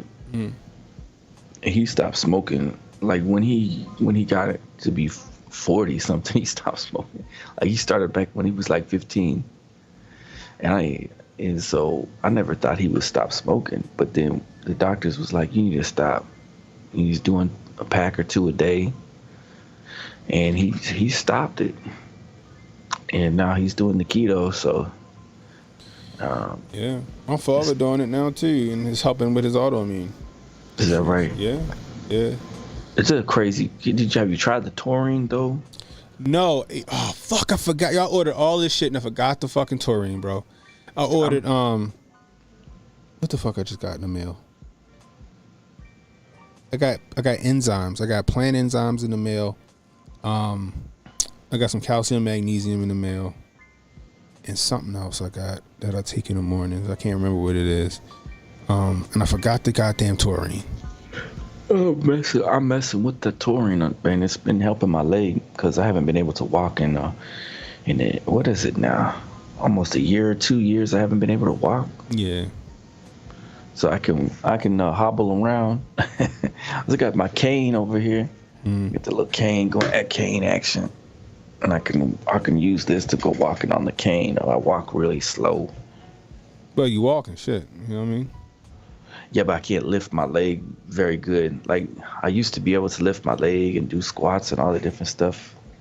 So it's got to be fixed up. I don't know.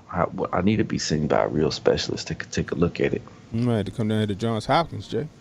Yeah, somebody in the sciences would have to take a look at it and tell me what the heck is wrong with me. How come I can't walk?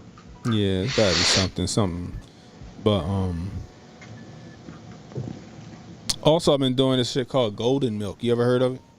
No, something called golden milk. Yeah, golden milk. So I was doing it before when I was like doing keto, like when I was training, like when I was working out doing strongman and keto. And it helped with like inflammation, especially after like a crazy workout. So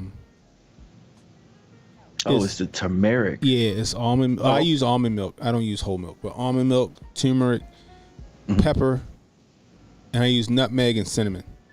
Okay. And I mix it like when I get off of this, I'm gonna go to make some before I go to bed. And I drink that. So apparently, when you heat turmeric up, it releases like curcumin and some other shit that helps with inflammation and shit like that. And it does, and it actually helps regulate blood sugar as well.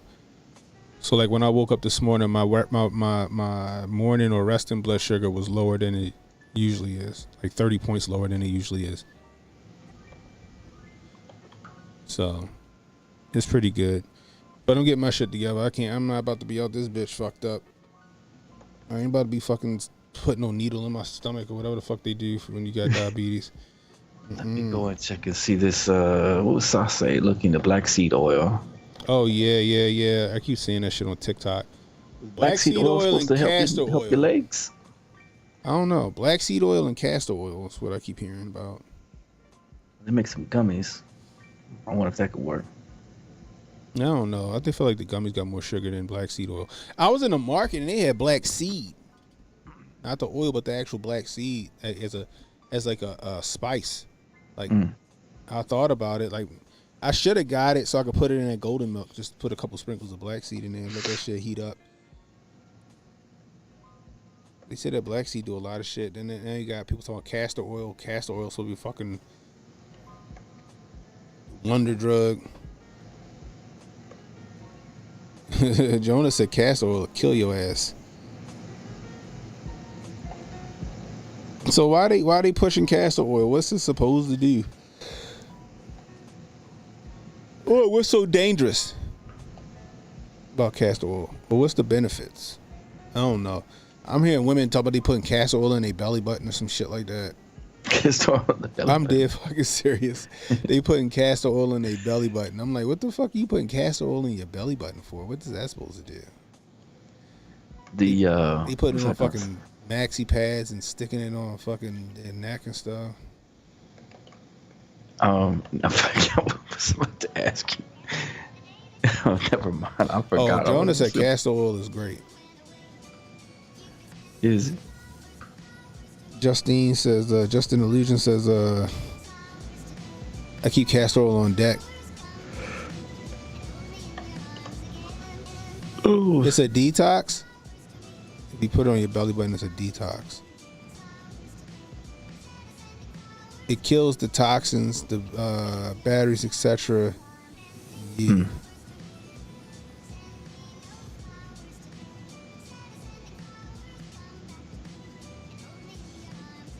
I sent out a bunch of those cards to the people that won the stuff. Oh, word for your duck races. Jay running numbers for duck races and shit. Nobody's betting on it. I'm just giving away for free. The duck race joint. I think I gotta look into this thing that what's his name? Was it Sauce that was saying that go look about the black seed oil? I gotta check that out and see what it says. Yeah, I keep hearing about black seed oil and it does a bunch of shit. I just want to know what it is that it can do. I really like the benefits I've been getting out of the touring because I'm a little bit stronger than I ever been on it. While I'm on it, my strength is coming back up, and I've been taking 3 grams to 5 grams of taurine a day. And I feel it working.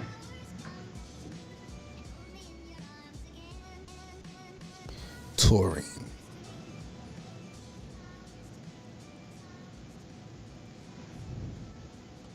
I'll give the black seed oil a little test and see what happens. Taurine. $20 taurine. 1,000 milligrams, 400 capsules. That's the same one I'm gonna order on Amazon. Taurine powder. I would do the powder. It'd probably be faster acting. No. Get that pills. The 400. Yeah, but I can get a powder. Yeah, but you get less out of the powder, don't you? Because the powder isn't as many. What's his name? Doses. It's a pound. It's a pound of fucking taurine. How many servings in this bitch? 250 servings per container. So I guess be 400 servings for the other one in the capsules. Free of added sugar, soy, dairy yeast, and gluten. Let's bring everybody else in on it too.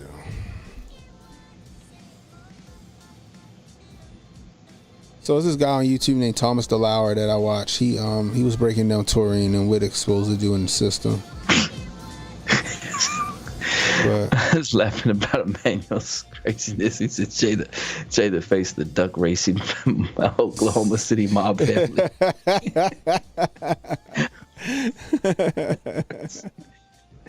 This is cracking me up with this nonsense.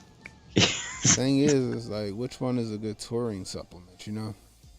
You know, the one I'm gonna buy is that 400 caps. This Nutricause? No, where's it at?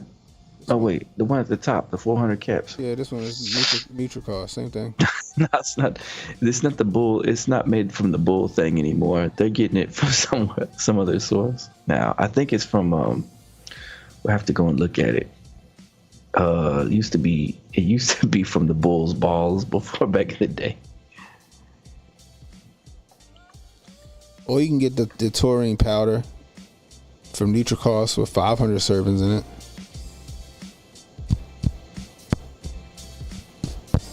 Whole 100 servings more.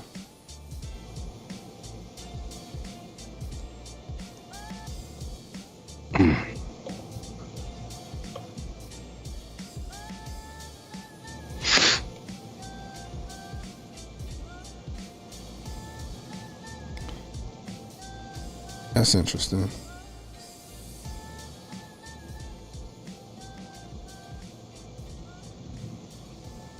Taurine is just bull juice. So this is bull testosterone. No, but they used to get it. What is taurine? Means tauros. It means bull. This fucking powdered bull jizz or some shit. Nah, it's not made from the bull balls anymore. I mean, I don't think they jerking bulls off and then freeze drying it or some shit. It's not that way. This is other ingredients and none. I don't know. I've been hearing a lot of people saying they're having great effects with it. Let's read some of the comments.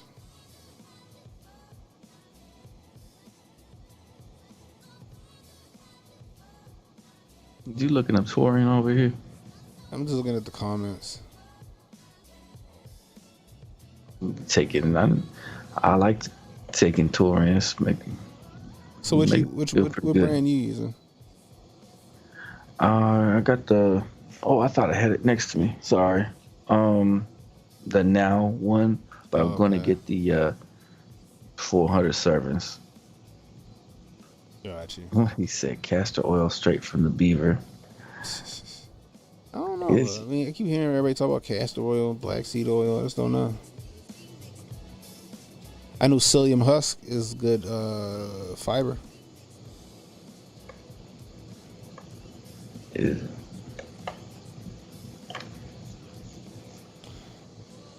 Creatine is a great supplement that actually works. And I keep hearing about taurine. I've been hearing about taurine for a couple years. I know my strength levels go up from taurine, and it's been helpful for me. I'm pretty excited about it. Let's see if we can find Thomas Dolara's video on taurine.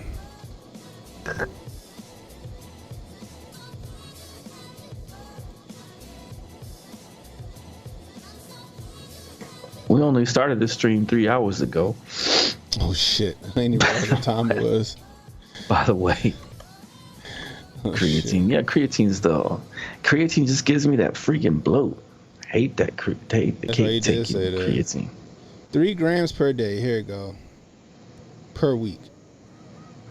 3 grams per day per week. The strongest legal performance enhancing supplement, not caffeine or creatine. You got 7 minutes, Jay? Are you ready to go? You said what? Oh yeah, we're cool. 1 scoop of AG1 replaces multiple supplements with 75 high-quality ingredients, scientifically formulated to give your body the foundation. There we go. I'm not bagging on creatine here, but there's something that we should be looking at that's been right under our nose pretty much this entire time. In fact, it was even in energy drinks for a long time, and everyone just kind of thought it was something innocuous and didn't really matter. As a matter of fact, I'm talking about something that people literally used to joke about coming from, well, bulls, you know what, but it's not. I'm talking about taurine. Now, before you turn off this video thinking, okay, I know the answer, trust me, there are very important details with understanding the usage of taurine before you just like go grab a bottle of it. It's dirt cheap, it's effective, but the data is relatively new, so we should exercise some caution. But that's what we do here on this channel. We look at what's new, what's evolving. Let's break it down. I popped a link down below for 30% off all your groceries from Thrive Market. That's literally what it is. It's an online grocery store. Obviously, most of us are shopping online nowadays. We have Thrive Market, we've got Prime, we've got all this stuff. But Thrive Market is awesome because they do the shopping for you as far as finding better food. So if you walk into the grocery store, you're going to succumb to all kinds of garbage. It's in your face, and you've got food marketing in your face. Thrive Market's all about getting better for you items. But the cool thing is, let's be of taurine, we need to look at a couple of cool papers. One was published in the Frontiers of Physiology, and the other one was published in the International Society of Sports Nutrition. Now, when you look at this data together, you see some really promising stuff. Now, first and foremost, what we saw is that when you are training really hard, like trying to build muscle, you're pushing your intensity, there is a degree of muscle damage that occurs. Well, when you analyze that muscle, the muscle that's been damaged, and you look at cross-sectional area of it, you see, wait a minute, there's like a huge amount of taurine that's in that muscle that isn't in another muscle that hasn't been damaged. So if I did a bunch of bench press and my chest was just pumped and in pain, if you were to take a chunk of it and look at it in a microscope, you'd be like, there's a ton of taurine. But if you looked at my calf, which there's not much there to begin with, you'd probably find not a lot of taurine, right? So that's what we're seeing very interesting, is that our body endogenously increases taurine. But why? Well, it seems to be in response to oxidative stress. So taurine seems to come in and neutralize some of the stress, but only in a damaged muscle, which means it is very specific, and there's a lot of mechanisms we need to understand. Simply like where we were with creatine 40 years ago. Okay, so what we're seeing is that, okay, a little bit of taurine is going to allow you to push the intensity for longer. And I don't mean in a given set. So what I don't mean is like, whereas creatine might increase your strength, taurine is going to increase your ability to handle more sets. That's a very colloquial way of putting it, but let's say if you went on a bench press and you were taking creatine and you got an extra 20 pounds on your bench press, way to go, cool. But you're still limited by volume. You can only handle so much. Taurine might allow you to hypothetically squeak out one more set.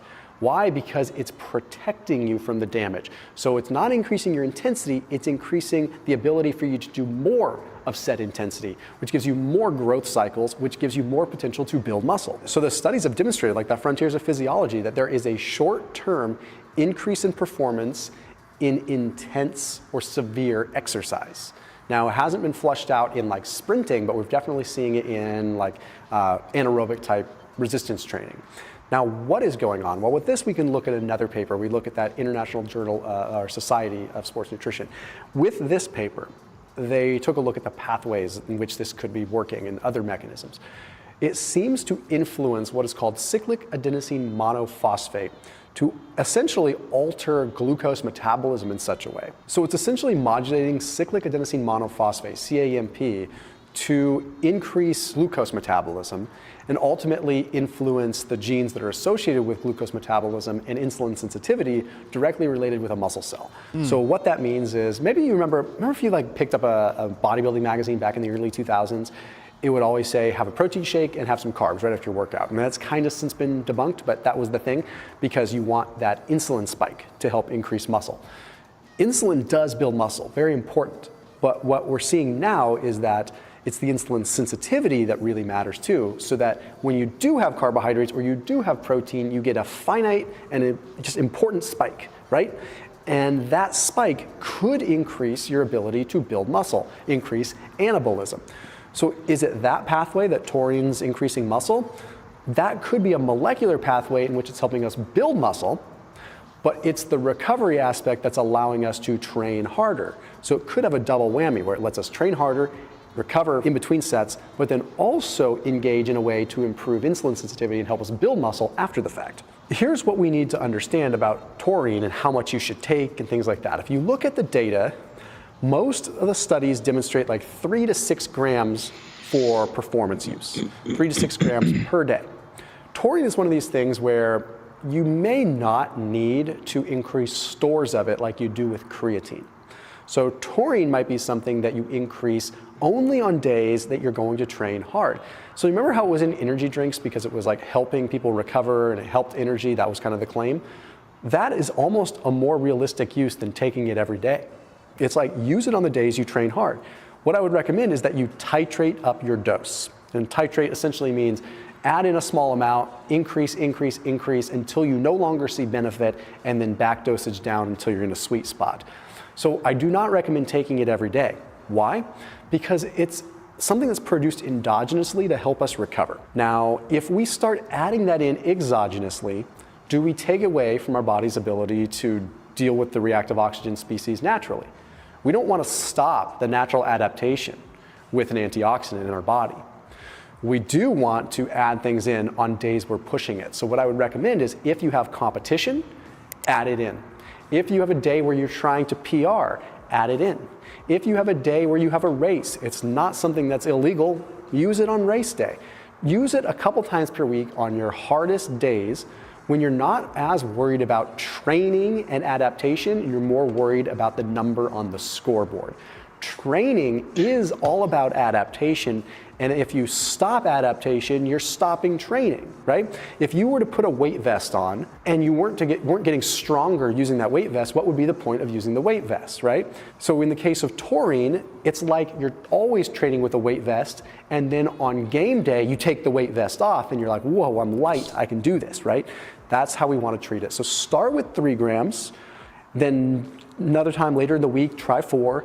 You could go all the way up to probably 7, 8, or 9 safely. There's no real, the tolerable upper intake isn't really disclosed, but I don't think you're going to need more than 6. That's where the research really shows the cutoff is. Anyhow, as always, keep it locked in here on my channel. I'll see you tomorrow.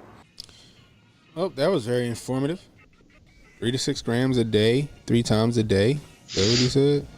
Yeah, because it has a half-life or whatever, right? So you can split it up. Because it's got like some kind of strange half-life to it. So you can take like maybe 2 pills in the morning and 2 pills at night and help with your rest. It's supposed to help with your rest. Give you some DOMS or whatever that's called. Yeah, so that's Thomas DeLauer. That's what I use. Like, this is one of my big resources when I first started using keto. Him, Dr. Eric Berg, Dr. Berg, Goody Beats. I watched all of them a little while back ago. Yeah. I remember I used to take taurine back in the day when I was younger, and it would help me with my gym routines. And that's what the bodybuilders used to always swear by for those back pumps and that back pain. Remember they would say, "Oh, my back has been hurting over here on these lifts and stuff like that." They start taking that taurine. I said, you know what? I'm gonna take that from my back because my back started hurting too, and boom, my back pain went away right away fast on that touring. And I was like, well, shoot, it also seems to be helping my leg a little bit too, because now I can move my leg a little bit better than I used to be able to. That's what's up. Anyway, it's late. I gotta get my dumb ready to ass go to pass work. out. Yeah, man. The fifth yawn. I was like, all right, it's time to go. I know it. I said, you and I both look like we about ready to just pass out suddenly in the stream. Just be like, I know, right? Anyway, if you're new, hit that like, hit the subscribe button, please. On Rumble, get me the 2K followers on Rumble. Also on YouTube, give me the 3K followers on YouTube, guys. Man, YouTube pulling some nonsense. So like, let's help me out here, guys. Like I said, keep me off OnlyFans. God damn it, keep me off OnlyFans. Like I say, you're gonna have me butt naked doing ASMR. Oh man, capoeira. Yeah, I seen you said something about capoeira Zoom class or something like that. I wouldn't mind doing some capoeira. I don't know if I'm as nimble as I used to be. I might fuck around and dislocate a shoulder trying to do a handstand or something. I'm looking forward to getting back into the gym and working now. Yeah. Anyway, guys, that's all I got for y'all tonight. Is there anything else, Jay? Good time. We appreciate you. Yeah, it's Thank awesome. you for coming through. All right, as always, CannonHotep saying, be safe, stay strapped, don't miss. We holler at y'all. Don't relax and take notes. Niggas need to wake up. Niggas need to relax and take notes. Niggas need to wake up. Niggas need to relax and take notes.